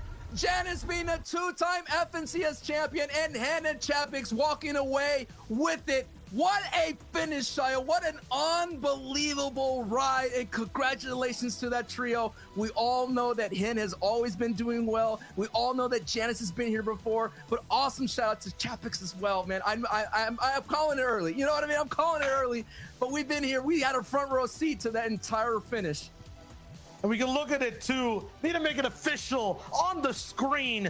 Dominant performance. Those are the syllables associated with this game. Hen, Janice, and Chapix. An average placement of 9.67, 72 eliminations, 3 victory royales, and a total of 311 points. They are your champions of Chapter 2, Season 5.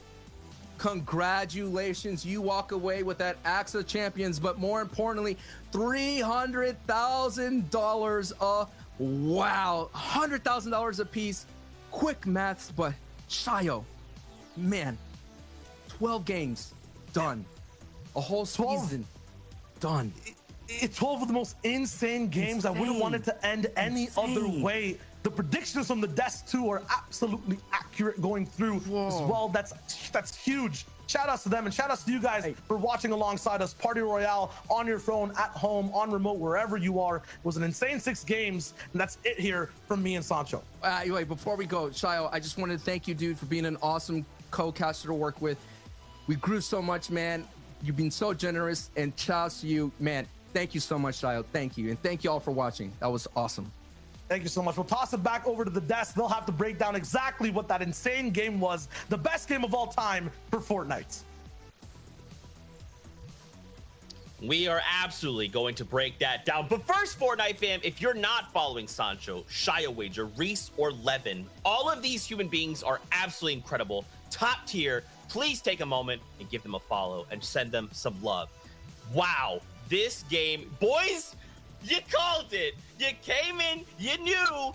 You've known since not even game 1 of yesterday. You guys said this is the trio to watch. And now I think the best part is to see Janice, your invitational champion. He gets to come back and win. And now he will be able to hold that Axe of Champions alongside Chapix, alongside Hen. This trio has worked so hard.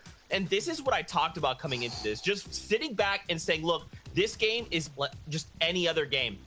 We just need to do everything we do, and we can walk away with the Axe of Champions. 310 points, 3 victory royales, in 66 eliminations, Reese.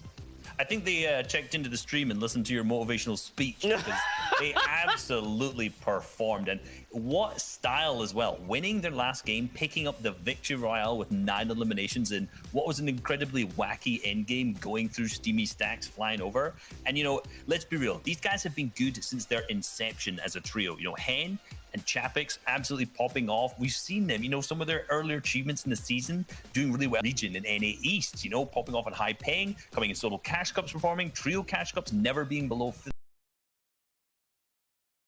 qualifier. There's almost endless achievements for these guys this season, and let's be real, Janice is going to be really, really happy because he didn't manage to get that Axe of Champions coming out of first place Invitational, as it was not introduced at that point.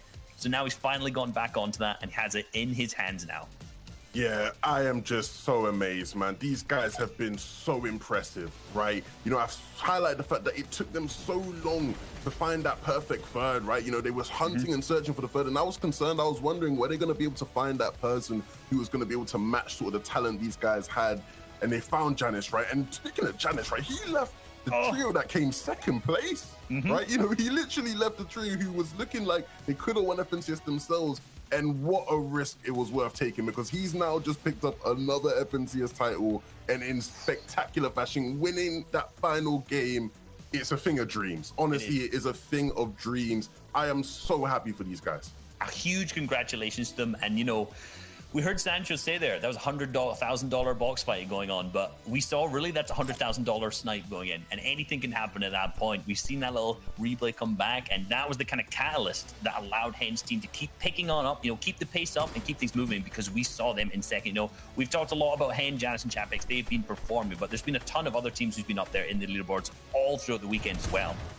Honestly, looking at this FNCS, this is the best thing we've had, right? This is honestly, in terms of Fortnite competition, this has been the best thing we've had since the World Cup, right? Like, this has been absolutely ridiculous. You know, we need to look back. When we look back at this in a couple months' time, couple years' time, we're going to look at this as one of the most dominating performances over the course of a season of any team in Fortnite ever.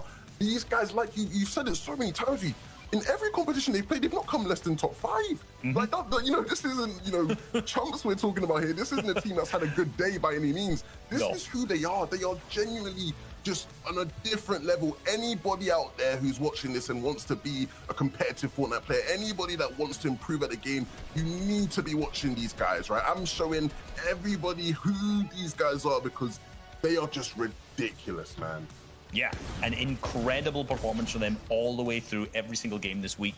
You know, they managed to take 5 games where they came top 3, playing the format absolutely perfectly. No, 3 of those being victory rounds. Remember, when they get top 3, that's the big placement point. So these guys have mastered it, right? Whatever these guys play in, they perform. I already mentioned, you know, solo cash cups, trio cash cups, DreamHack, where it's duos, anything in FNCS trios. These guys know how to play the format so well. You know, they've done it over and over again, and that's why they're in this first place slot. You know, it's that comes out of the start of the season being so good, and they just continue that all the way through. And, you know, at the end of that first day, we saw Kamisei and Teak being in the first place slot. And, you know, I was kind of thinking, you know, although they were close behind, I think, you know, Kamisei and Teak were being so consistent. But then at the start of this day, you know, it was obvious. It was Hen, Janice, and Chapix season. Let's be real.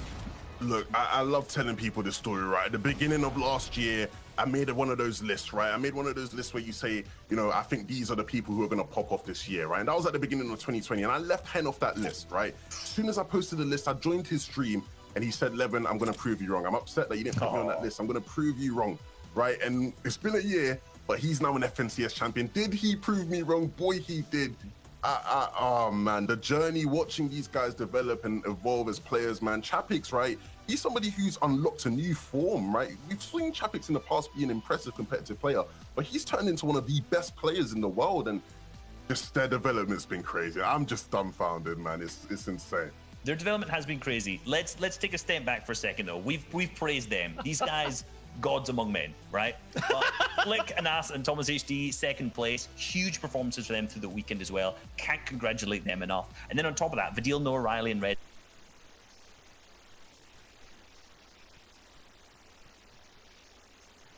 Yep. So huge congratulations to all these teams.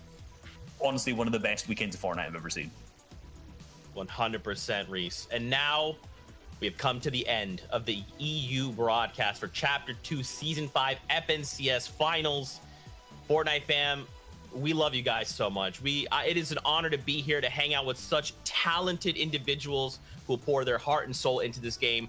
To the players, congratulations. And we'll be seeing you guys next FNCS for more Fortnite action. But if you want more, don't forget, we've got NA East for another 6 games. We've got NA West for another 6 games. So make sure you come back, because we've got more Fortnite action coming your way. To all you at Party Royale, keep on emoting because you know we see it. And as always, Fortnite fam, till next time, we'll see you guys on the battle bus. Beep beep. This is Agent Jones requesting access to restricted file 8752. This is Agent Jones requesting access to restricted file 8752. Oh, really? No time to stabilize reality, but plenty of time to revoke my credentials. This is Agent Jones requesting access to all materials related to the 7. Oh, great! Okay, if you're not going to give me what I need, I'm just going to have to take it.